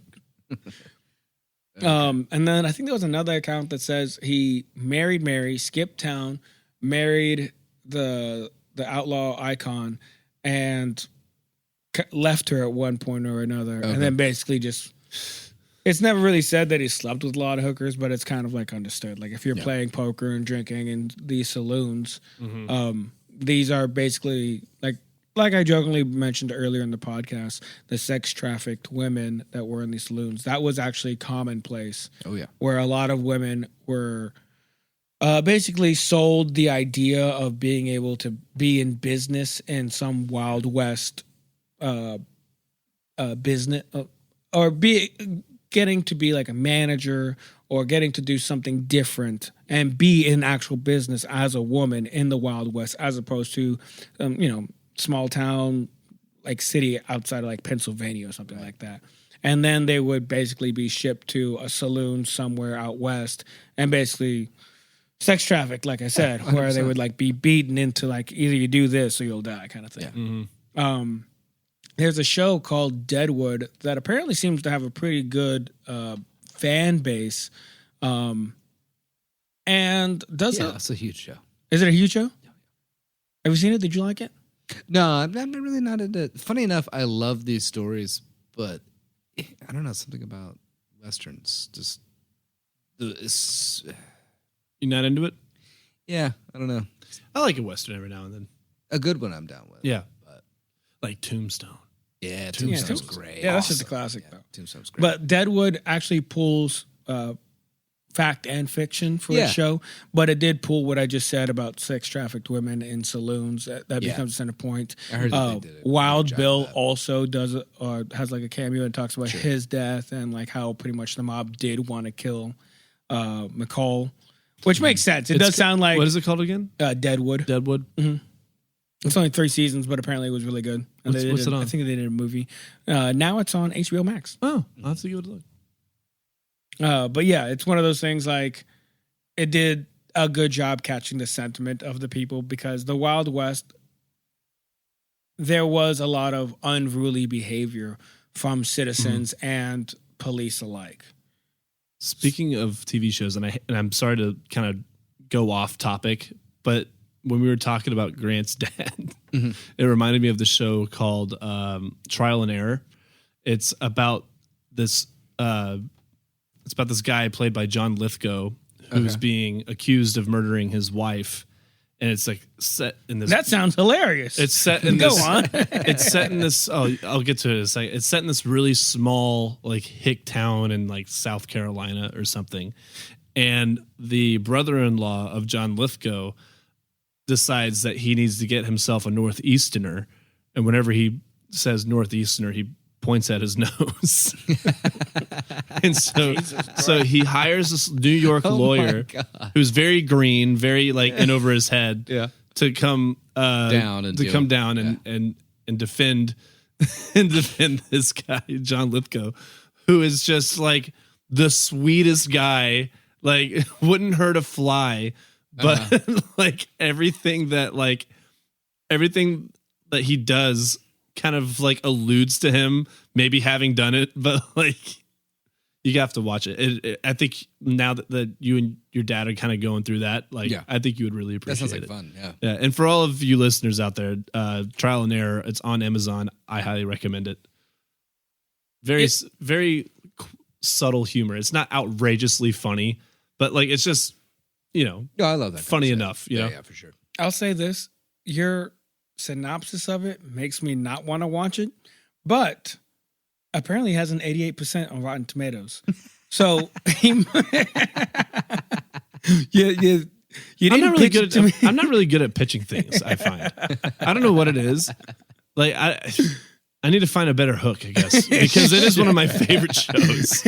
I mean, I actually like the idea of it. I'll check that shit out. You lost me with the Northwesterner nose thing, or Northeasterner. Yeah. But everything else. That's just a small part, though. Like, I mean, to me, that's funny. So, like the lawyer keeps getting he keeps getting just derailed by these just backwoods old laws and stuff. Like it's a good watch. I don't know. Could you give me a better synopsis from the Rotten Tomatoes page? No, I'm just gonna leave it like that. I will say though, what we need to do is if we have one of us that is out, we need to have a soundboard with sayings that person has, just so we can. I think that we should do that. All right, that's a fun idea. Yeah, Right, you I like that a lot. Yeah. Like our next episode, we're gonna work like that'll be our opening bit. Yeah. Where like you get to have like 6 sayings. I think better yet, we each come I think up. we got to go through. I will come up with sayings that we're going to pull from old episodes that Jamie has said, that Austin has said, that Yeah. Joseph has said. Yeah. And then we'll go around the table that way. Then we'll compile our lists. Because it's hard to know what you say a lot. You know what I Right. mean? Mm. But yeah, that's a fun idea. What if we get? No, I think that is the best way. That's gonna be the easiest way. Mhm. And then we compile a list of 6 sayings. We get it on a soundboard. So next time you're like, I'm gonna sleep in today, boys. Do it without me. You have full liberty. That's too good. Right. I love it. Yeah. It's like AI without the AI. Without the AI. Artificial unintelligence. Yeah. That's a band name, baby. The AU soundboard. Well, that was a great episode. That was there, fun. sir. Yeah. Hell yeah. Thank you guys. Yeah, I really enjoyed it. Mm-hmm. Well, thank you to all the listeners. If you enjoyed any part of this episode, please support us by joining our Patreon. Join that Patreon. Also, like and subscribe. That helps. Helps a lot. 5-star ratings helps a lot. Mm-hmm. Tell your Rises up friends. lists and stuff like that. Tell your friends' friends. Tell your friends' enemies. grandparents. Tell your enemies' grandparents. And make them email us at Don't email. don'temailtrashville@gmail.com. That's don'temailtrashville@gmail.com. Well, that's also don't email trashville@gmail.com. Thank you, Grant. All right. All right. You guys have a good night. Adios. Bye. Like what you hear? Subscribe. Follow us on Instagram at Trashville_USA. And if there's a true crime story you want the gang to cover, email us at don'temailtrashville@gmail.com. Murder Schmurder is produced by Jamie. Our tracking engineer is Grant. And our mix and mastering engineer is Julie. Incidental music and our theme song is provided by Jules. This has been another production of